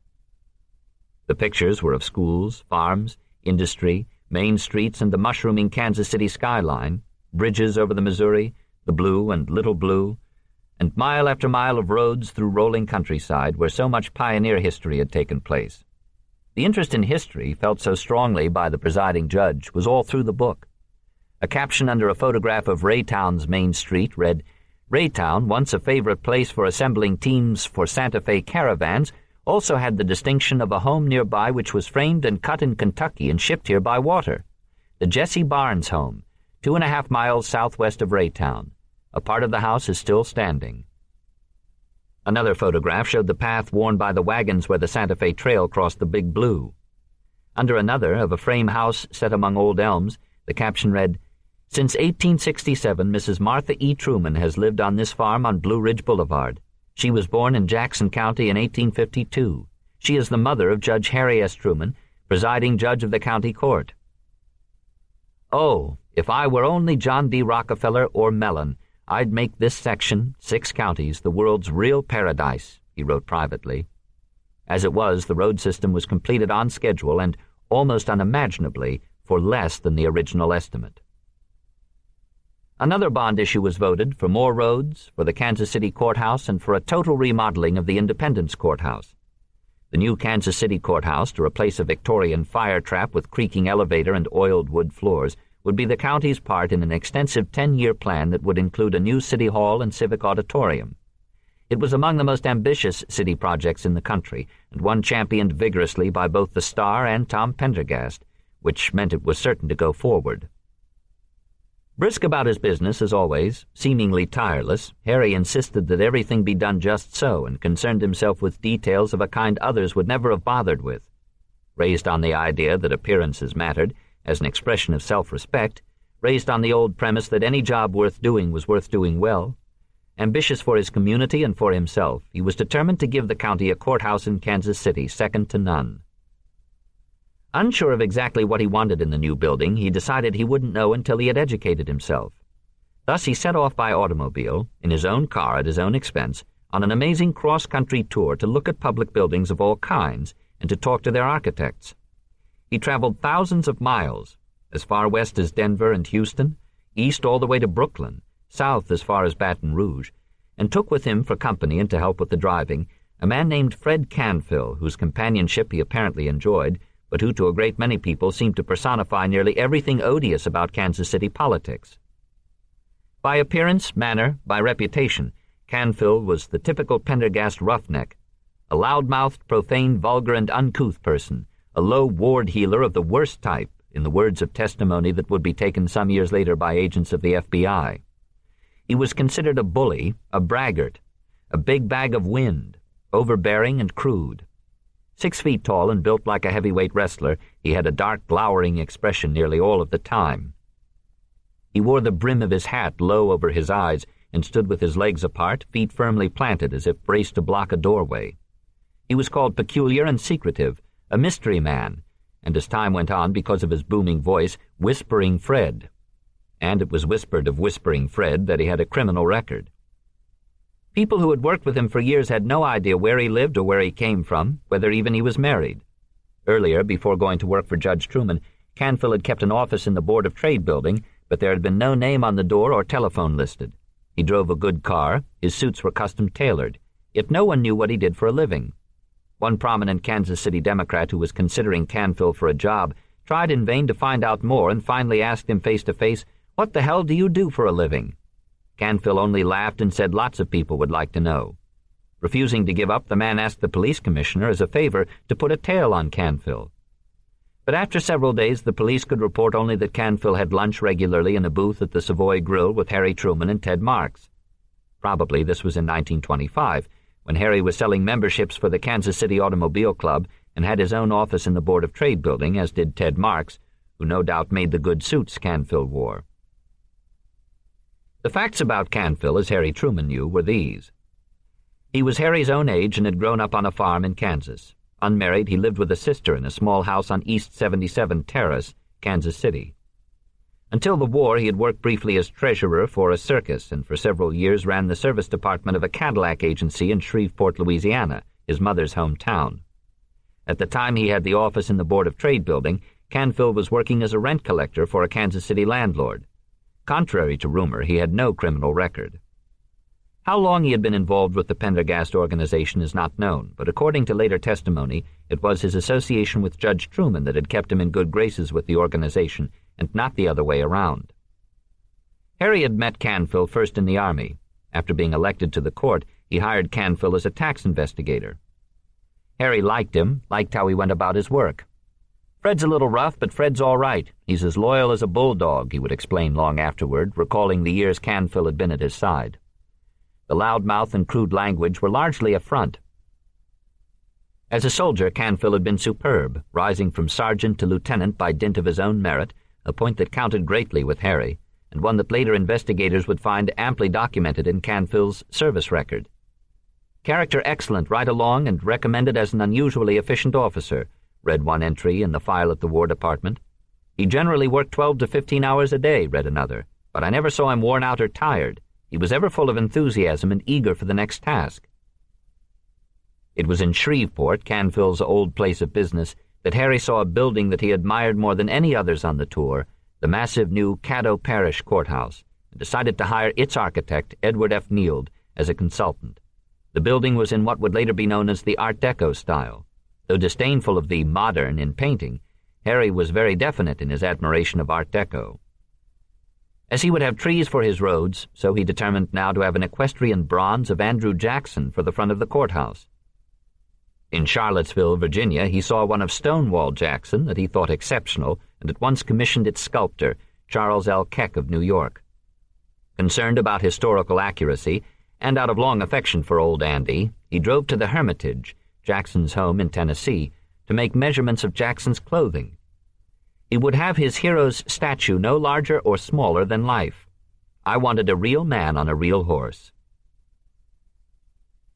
The Kansas City Times declared the new road system a distinct achievement that would be creditable to any county in the United States, which it was. The Star lauded the extraordinary record of presiding Judge Truman. He was elected the president of the Greater Kansas City Plan Association, made the director of the National Conference of City Planning. With his reputation fast growing, he seemed to everyone who knew him still the cheery, optimistic, same old Harry, for whom work was a tonic. But it was not that way entirely. He had become so tense, so keyed up, as he wrote to Bess from one of his journeys, that I either had to run away or go on a big drunk. He loathed the sound of the telephone, and at home or his office the telephone rang incessantly. "And every person I've ever had any association with since birth has wanted me to take pity on him and furnish him some county money without much return." He suffered from headaches, dizziness, and insomnia. As time went on and the stress of the job increased, the headaches grew more severe. The telephone and headaches were among the chief reasons he went away so often, on his cross-country surveys of public buildings or to Masonic meetings or to summer Army camp, where, interestingly, the Army doctors found him exceptionally fit. One said he was as physically sound as a 24-year-old. "I haven't had a headache since I came," he wrote to Bess 3 days after arriving at Camp Riley, Kansas, the summer of 1927. "This day has been successful. I have a letter from you, have been horseback riding, watched the battery fire 9 problems, had an hour's swim, a good meal, and am tired as I can be without any headache," he told her another day. Some of the other officers on the reserve, like Harry Vaughn, wondered at times why they bothered keeping up with it. "We didn't have any equipment," Vaughn would remember. "We didn't have any enlisted personnel. We had no materiel. We just didn't have anything." But for Harry, the chance to be outdoors, the exercise, the companionship without the pressures of politics were a godsend. He had become a terrible worrier. He was anxious about little Margaret, who was too thin and pale, too often ill. He began taking medicine for his nerves. He worried about money. He worried about possible entrapment with women, an old device for destroying politicians. Once, responding to a call for a meeting in a room at the Baltimore Hotel, he asked Edgar Hind to go along just in case. When they knocked at the room, Hind remembered, a blonde woman in a negligee opened the door. Harry spun on his heels and ran back down the hall, disappearing around the corner. Hind thought it was a fear verging on the abnormal. I've been around Legion conventions with him. He'd have his room there, and naturally everybody would kind of gravitate to his room. If some fellow brought a woman in there, or his wife even, I've seen him pick up his hat and coat and take off out of there, and that would be the last you'd see of him until those women left. He just didn't want any women around his room in a hotel. He had a phobia on it. 3 things ruin a man, Harry would tell a reporter long afterward: power, money, and women. I never wanted power, he said. I never had any money, and the only woman in my life is up at the house right now. On April 30th, 1929, after Harry had assigned something over $6 million in road contracts, a judgment by default for $8,944.78 was brought against him for his old haberdashery debts. His mother, meantime, had been forced to take another mortgage on the farm. Yet when one of his new roads cut 11 acres from her property, he felt he must deny her the usual reimbursement from the county as a matter of principle, given his position. Had he not been the presiding judge, her payment would have been $1,000 an acre, or $11,000.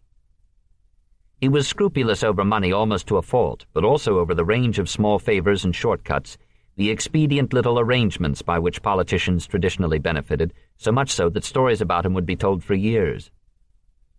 A young man from Independence named Yancey Wasson, who worked for his cousin at Guy Wasson's fabric company on McGee Traffic Way in Kansas City, would remember Judge Truman coming in to buy seat covers for his car.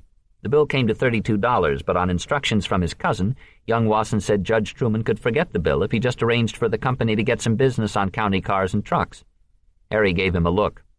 "Son, I don't do business that way," he said, and paid the bill. Sometime later, when Tom Pendergast ordered seat covers for his car that were to cost $65, and Yancey Wasson, calling at Pendergast's office, made a similar offer, Pendergast, leaning back in his chair, said, "I think we can do that." About 2 hours later, Wasson recalled, I walked out of the police garage with an order for 200 quick-change seat covers for 100 cars on the police register and an order for 20 front rubber mats. On September 2nd, 1929, 7 weeks before the stock market crash, Mike Pendergast, whom Harry had loved like a daddy, died of heart failure. With the onset of the Depression, the pressures on Judge Truman as the county's chief executive intensified dramatically. For the harder work was to find, the more farms and businesses failed, the more his county contracts and county employment mattered. Even the most insignificant jobs that he had to give out became plums. Friends and family were after him continually, and at the very time he had to start cutting back on the payroll, since the county too was in trouble, as increasing numbers of people fell delinquent on taxes. At the end of the day, when he had at last to fire 200 county employees, he went home and became sick to his stomach. With Nurse Kinnaman accompanying her, Bess had taken Margaret to Biloxi, Mississippi on the Gulf, in the hope that a change of climate for a few weeks might restore the child's health. To find a little peace and quiet for himself and a night's rest, Harry would drive to Grandview and sleep in his old bed over the kitchen, or arrange with the manager of a downtown hotel to give him a room without registering, so no job holder who wants to stay on can see or phone me. The afternoon of Monday, November 3rd, 1930, on the eve of Election Day, an attempt was made to kidnap 6-year-old Margaret from her first-grade classroom at the Bryant School on River Boulevard, just 4 blocks from home. According to her teacher, Madeline Etzenhauser, an unknown middle-aged man who kept his hat on appeared at the door of the room shortly before the afternoon recess, saying he had come to pick up Judge Truman's child, Mary Margaret. "I was a little curious about that," Miss Etzenhauser later said, "since we always called her Margaret, never Mary Margaret. I also was puzzled because either Mrs. Truman or one of Margaret's uncles always picked her up after school." Telling the man to wait, she hurried to the principal's office. When she returned, the man was gone. In a few minutes, Mrs. Truman came into the room. She was panicky. I believe she thought Margaret was not there, and she was extremely relieved to find her all right. Judge Truman and several deputy sheriffs arrived soon after. It was quite a stir. The following day, Election Day, while Harry was out in the county visiting the precinct polls, Margaret and her mother, accompanied by the deputy sheriffs, were taken to a hotel in town to spend the day under close security. To what extent the incident was connected with politics, Bess and Harry could only wonder. Nothing further was learned. But Margaret was to be closely watched thereafter, The tragedy of the Lindbergh kidnapping 2 years later was deeply felt by the Trumans. As he never let on at the time, Harry was in terrible turmoil over what he had found politics to be in reality. He was suffering from disillusionment and pangs of conscience such as he had never before known, all of which may have had a great deal to do with his headaches. While it looks good from the sidelines to have control and get your name in both papers every day and pictures every other day, it's not a pleasant position, he confided to Bess. Politics should make a thief, a roue, and a pessimist of anyone, he said in another letter, but I don't believe I am any of them. But could he withstand the pressures? Later would come a vivid, if fragmented, picture of what he was going through behind the scenes, described in occasional reminiscences, and in one long, extraordinary, private, undated memoir written on 2 or 3 different nights when he hid away alone in the Pickwick Hotel in downtown Kansas City, pouring himself out on paper, writing page after page for no one but himself. 7. Trouble had come immediately after the road bond issue passed, as soon as Tom Pendergast discovered that Harry meant to keep his promise to the voters and refuse favoritism on contracts. The boss wanted me to give a lot of crooked contractors the inside, and I couldn't, he wrote. Pendergast became furious when Harry held his ground. The code of honor that meant so much to Harry, said TJ, was worth nothing in the real world. He dismissed the road plan as needless fuss that would serve only to give the engineers big reputations. Bids need merely be doctored so that the right people got the contracts, Pendergast told him. Harry held firm, arguing that his way was the best for the public and for the party, and it seems Pendergast realized for the first time the sort of man his brother Michael had brought into the organization. Possibly TJ had been testing Harry. In any event, his anger appeared to pass. A meeting was called at his office, a confrontation that may have been arranged in part for TJ's own amusement, and one that Harry would enjoy recounting in later years. The office at 1908 Main was so small, all of 12 by 14 feet, that it seemed overcrowded when TJ sat there alone. 2 windows with Venetian blinds overlooked the street. Furnishings were sparse, a roll-top desk against the wall, a few chairs and spittoons, a faded green rug, and over the desk in a frame the original drawing of an old cartoon from the Star showing an expansive Alderman Jim with a box of First Ward votes in his grip. The spittoons were an accommodation for guests, since TJ smoked cigarettes only, using an elegant cigarette holder. Customarily, he also kept his hat on while at his desk, and sat well forward in his wooden swivel chair, as though about to leave on other business, a technique he found that helped keep conversations short. Stationed just outside the office was his massive veteran secretary, or gatekeeper, Elijah Mathias, a former riverboat captain called Cap, who was as large as TJ himself. 5 were present for the meeting: Pendergast, Harry, and 3 road contractors who were old friends of the organization, and all extremely upset over Harry's attitude, according to Harry's later account, which is the only one available. One man, Mike Ross, was not only head of Ross Construction, in which TJ had part interest, but ward boss in Little Italy, which made him extremely important. Privately, Harry considered Ross a plain thief. "These boys tell me that you won't give them contracts," Pendergast began.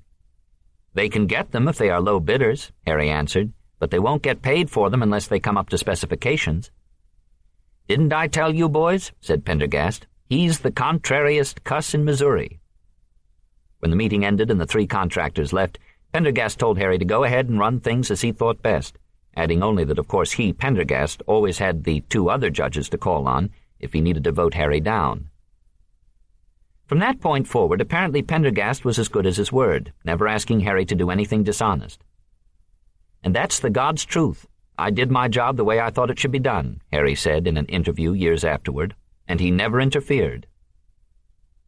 They were not close. There was never to be the kind of relationship Harry had with Mike, but they grew to respect one another. Pendergast recognized Harry's integrity as an asset. Harry, in the Pickwick Hotel memoir, written close to events, portrayed the big boss as a man of parts whose code, though very different from his own, he could not help but admire. Pendergast was no hypocrite, no trimmer, however rough and sordid his background. He, in times past, owned a bawdy house, a saloon and gambling establishment, was raised in that environment, but he's all man. He wondered, Harry wrote, who was worth more in the sight of the Lord, Tom Pendergast or the sniveling church members who weep on Sunday, play with whores on Monday, drink on Tuesday, sell out to the boss on Wednesday, repent about Friday, and start over on Sunday. He felt he understood Tom Pendergast. At least he knew where he stood with him. It was Vrooman and Barr, the other two on the court, who dismayed and infuriated him. Any man who was dissolute with women, Truman believed, was not a man to be trusted entirely. He had discovered that Vrooman and Barr both loved the ladies and kept telephone girls on the payroll. "I'll say this for the big boss," he wrote as an aside, "he has no feminine connections." Vrooman, the Western judge, though a good fellow, seemed determined to make any profit possible from county transactions. Barr, the Eastern judge and Harry's own choice for the job, was a total disappointment, and to Harry beyond understanding. "Since childhood at my mother's knee, I have believed in honor, ethics, and right living as its own reward. I find a very small minority who agree with me on that premise. For instance, I picked a West Pointer, son of an honorable father, a man who should have had Washington, Lee, Jackson, Gustavus Adolphus for his ideals, to associate with me in carrying out a program, and I got a dud, a weakling, no ideals, no nothing. He'd use his office for his own enrichment. He's not true to his wife, and a man not honorable in his marital relations is not usually honorable in any other. He'd sell me or anyone else he's associated with out for his own gain." Worse than Barr's immorality, more troubling than anything for Harry, was a situation only vaguely described in his account, in which he had found it necessary to do wrong himself in order to prevent a greater wrong. Barr, it appears, had been in on the theft of some $10,000, and Harry, who found out, felt he must let Barr get away with it to protect his bond issue and to keep Barr from stealing even more.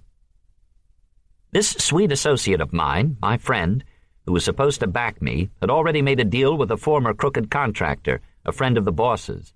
I had to compromise in order to get the voted road system carried out.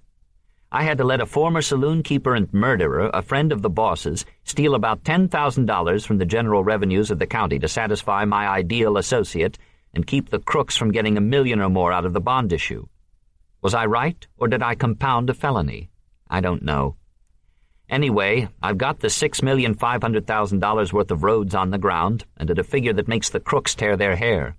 The hospital is up at less cost than any similar institution, in spite of my drunken brother-in-law, Fred Wallace, whom I'd had to employ on the job to keep peace in the family. I've had to run the hospital job myself and pay him for it. Am I an administrator or not? Or am I just a crook to compromise in order to get the job done? You judge it. I can't. This and more came pouring out of him in the hotel room. He went on for pages. He described how Vrooman and Barr would shoot crap while court was in session, crouching down behind the judge's bench as Harry tried to transact business. He had actually found it easier to get things accomplished if they were so occupied. He had always thought most men had a sense of honor. Now he wasn't at all sure. Pendergast, as if lecturing a slow student, had told him that very few men stayed honest if given opportunity to cheat and get away with it. What chance was there for a clean, honest government, he wondered, when a bunch of vultures sat on the sidelines? If we only had Tom to deal with, the public might have a chance. But Tom can't operate without Joe Shannon and Cass Welch. Cass is a thug and a crook of the worst water. He should have been in the pen 20 years ago. Joe hasn't got an honest appointee on the payroll. The more Harry wrote, the angrier he grew. I wonder if I did the right thing to put a lot of no-account sons of bitches on the payroll and pay other sons of bitches more money for supplies than they were worth in order to satisfy the political powers and save $3,500,000. I believe I did do right. Anyway, I'm not a partner of any of them, and I'll go out poorer in every way than I came into office. He reckoned he could already have pocketed $1.5 million had he chosen, which, as future disclosures would make plain, was altogether realistic. As it was, I haven't $150. He wondered if he might be better off if he quit and ran a filling station. All this, he added, gives me headaches. To little Sue Ogden, the big house where her playmate Margaret Truman lived was a magnificent sanctuary secure from the troubles of Depression times. Margaret's grandmother Wallace was an elegant lady who wore her old-fashioned clothes with style. Margaret had a beautiful new bicycle. Margaret had a new swing set. Whenever Margaret's father came home from a trip, he brought her a present. She had everything she wanted, Sue remembered. Judge Truman always looked dressed up, and there was a black servant, Vieta Gar, who did the cooking and waited on the table. Independence was hard hit by the Depression. In 1931, 3 banks closed within 3 weeks. Hundreds of families were suffering. According to the records, in the fiscal year 1931-32, more than 900 families in town, some 2,800 people, were receiving relief, food and clothing, from a half-dozen organizations, including the Community Welfare League, the Red Cross, the Kiwanis Club, and the Salvation Army. The Salvation Army had set up a soup kitchen on the square. The Welfare League had taken over the old county jail as a distribution center, and the lines there grew steadily longer. In 1932-33, families comprising 4,347 individuals received help, more than half again the number of the year before. Sue Ogden's father, a machinist, had trouble finding work of any kind and kept leaving town to look elsewhere. She would remember being hungry during the times her father took the family away with him to other towns. Margaret, she knew, was never hungry. To Sue and her family, Margaret Truman was a child of wealth and privilege. Margaret would remember that because of the Depression, her allowance had been cut from 50 cents a week to 25 cents. And this was a disaster. Sue Ogden and her older sister Betty lived next door, across a narrow alley on the south side. Mrs. Truman encouraged Margaret to play with the 2 Ogden girls, who were tomboys, as Mrs. Truman had been once, and because they lived so close by. They were playmates without risk, as Sue remembered, and since the kidnapping scare, the Trumans were terribly fearful about Margaret. We kind of had to teach her how to play. Judge Truman seemed always relaxed and friendly, just a father. He wasn't upset to be caught in his pajamas. He was just very calm about having us around the house. We played on his rowing machine in the bathroom, and he didn't mind. The 2 Ogdens were in and out of the house as if it were their own, or playing out back on the driveway where Mrs. Truman or Vieta Gar could keep watch. The house was a wonderful place to play. A basement called the Dungeon was big enough to ride Margaret's bicycle in. A fine attic was filled with old-fashioned clothes for dressing up. It was a household that seemed to run smoothly year after year, with never a sign of friction. If there was ever any bad feeling, even an undercurrent of bad feeling, they certainly hid it well, Sue recalled. Vieta Gar, who had first come to work in 1927, said later, "I never heard a squabble the entire time I was with them. I have never seen Mr. Truman angry." Her father had been a groomsman for Grandfather Gates. The whole family had good dispositions and were easy to work for, she remembered. They liked things nice, and that is the way I liked them, so we got along fine. For Bess, life was ordered, private, sociable within bounds. She belonged to a bridge club and served as secretary of the Needlework Guild, a group of women who collected clothing for the needy, such activities as appeared among the society items dutifully reported by young Sue Gentry in the Independence Examiner. And for Bess that was quite enough. Her family was her life. She had no wish for more, no desire whatever for public attention or acclaim. Margaret would remember her own life being nearly perfect. "I was an only child, and I had lots of aunts and uncles with no children, and everything went to Margaret. It was lovely." The only disciplinarian in the household was her mother, whose eyes could turn steely, and who on occasion spanked her, as her father never did.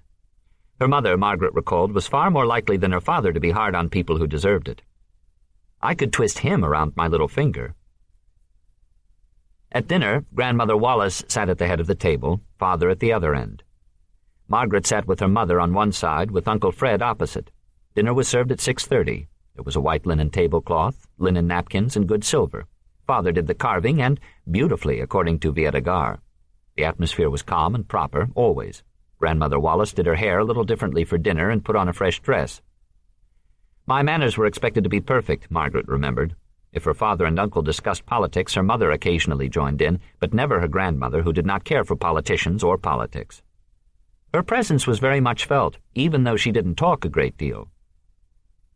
The food, ordered each morning by Madge Wallace by telephone, was straightforward and ample. Baked Virginia ham, standing rib roast, warm bread and old-fashioned biscuits, baked sweet potatoes, fresh vegetables in season, cakes, pies, peach cobbler. Harry particularly liked cornbread and Missouri sorghum. His favorite dessert was angel food cake, according to Vieta Gar, who in all would spend 36 years with the Truman family. "Yes, I spoiled him," she would say, "but he was always such a nice man." On Sundays, Harry, Bess, and Margaret would drive to Grandview for a big midday fried chicken dinner at the farm, where, as Margaret remembered, the atmosphere was entirely different. It was not just that her father looked forward to these visits, but her mother as well. She liked Mama Truman immensely. Mama was full of spice, with opinions on nearly everything, including politics. The difference between this spry little country grandmother and the one in Independence was extreme. With Mama Truman, one felt in touch with pioneer times, with a native vigor and mettle that seemed ageless. Mama still went rabbit hunting with Margaret's boy cousins, Vivian's sons. Once, when she offered food to a tramp at the back porch and the tramp complained the coffee wasn't hot enough, she took the cup, went inside, and promptly returned with a shotgun. He could be on his way, she said, or she would warm more than his coffee for him. It pleased Margaret to see the enjoyment her father took in Mama's company. "Now, Harry, you be good," she would say as they were leaving. But Mama could also observe that being too good is apt to be uninteresting, a line they all loved. With the Ogden sisters and a half-dozen other neighborhood girls, Margaret put on plays in the backyard at 219 North Delaware. For one called The Capture of the Clever One, with Margaret in the title role, the Examiner sent a photographer to make a portrait of the cast. Performances were after dark. A ping-pong table tipped on its side served as a backdrop, lights were strung, kitchen chairs set out for the audience. Harry attended dutifully. "I want her to do everything and have everything and still learn that most people have to work to live, and I don't want her to be a hi-hat," he had written to Bess. He was habitually dutiful and responsible about all kinds of family matters, the sort of father who checked to see that the tires had good tread and 35 pounds of pressure, who had the oil changed every 1,000 miles without fail. The car was washed every few days, Margaret would remember, and the upholstery was vacuumed and cleaned, and people did not throw gum wrappers around, they were put in the ashtray, and he did not like people to smoke because he had never smoked and because the smoke would get into the upholstery. He was very particular about his cars. And about himself, his suits, ties, his shoes. He never went out the door without his hat, as few gentlemen of the day ever would, and his hat was always worn straight on his head. Straight, absolutely straight, she remembered. He was interested in the weather, like most farmers. He read all the weather maps in the papers, and he always had a barometer where he could see it. He was a string saver. He could get 2 weeks' use out of a straight razor by stropping the blade on the palm of his hand before each shave. Interestingly, for all his years on the farm, for all he knew about tools and odd jobs, he did no repairs around the house, never cut the lawn or put up screens. Undoubtedly his mother-in-law had some say in this. Such work was for the yard man. It never seemed like the Truman house, Sue Ogden remembered. It was so clearly Mrs. Wallace's house, and she was clearly in charge of everything about it. Another of Margaret's childhood friends, Mary Shaw, would remember hearing her parents say, "How does Harry put up with that?" "It was very hard on my father," Margaret would concede long afterward, while showing a visitor through the house. "You know, my father was a very quiet, non-temperamental man at home. He got along. I mean, he made it his business to get along, because he loved my mother, and this was where she wanted to live." Up early every morning, well before dawn, and always before anyone else, he had the house to himself, to read the papers, including the comic strips which he loved, and especially Andy Gump.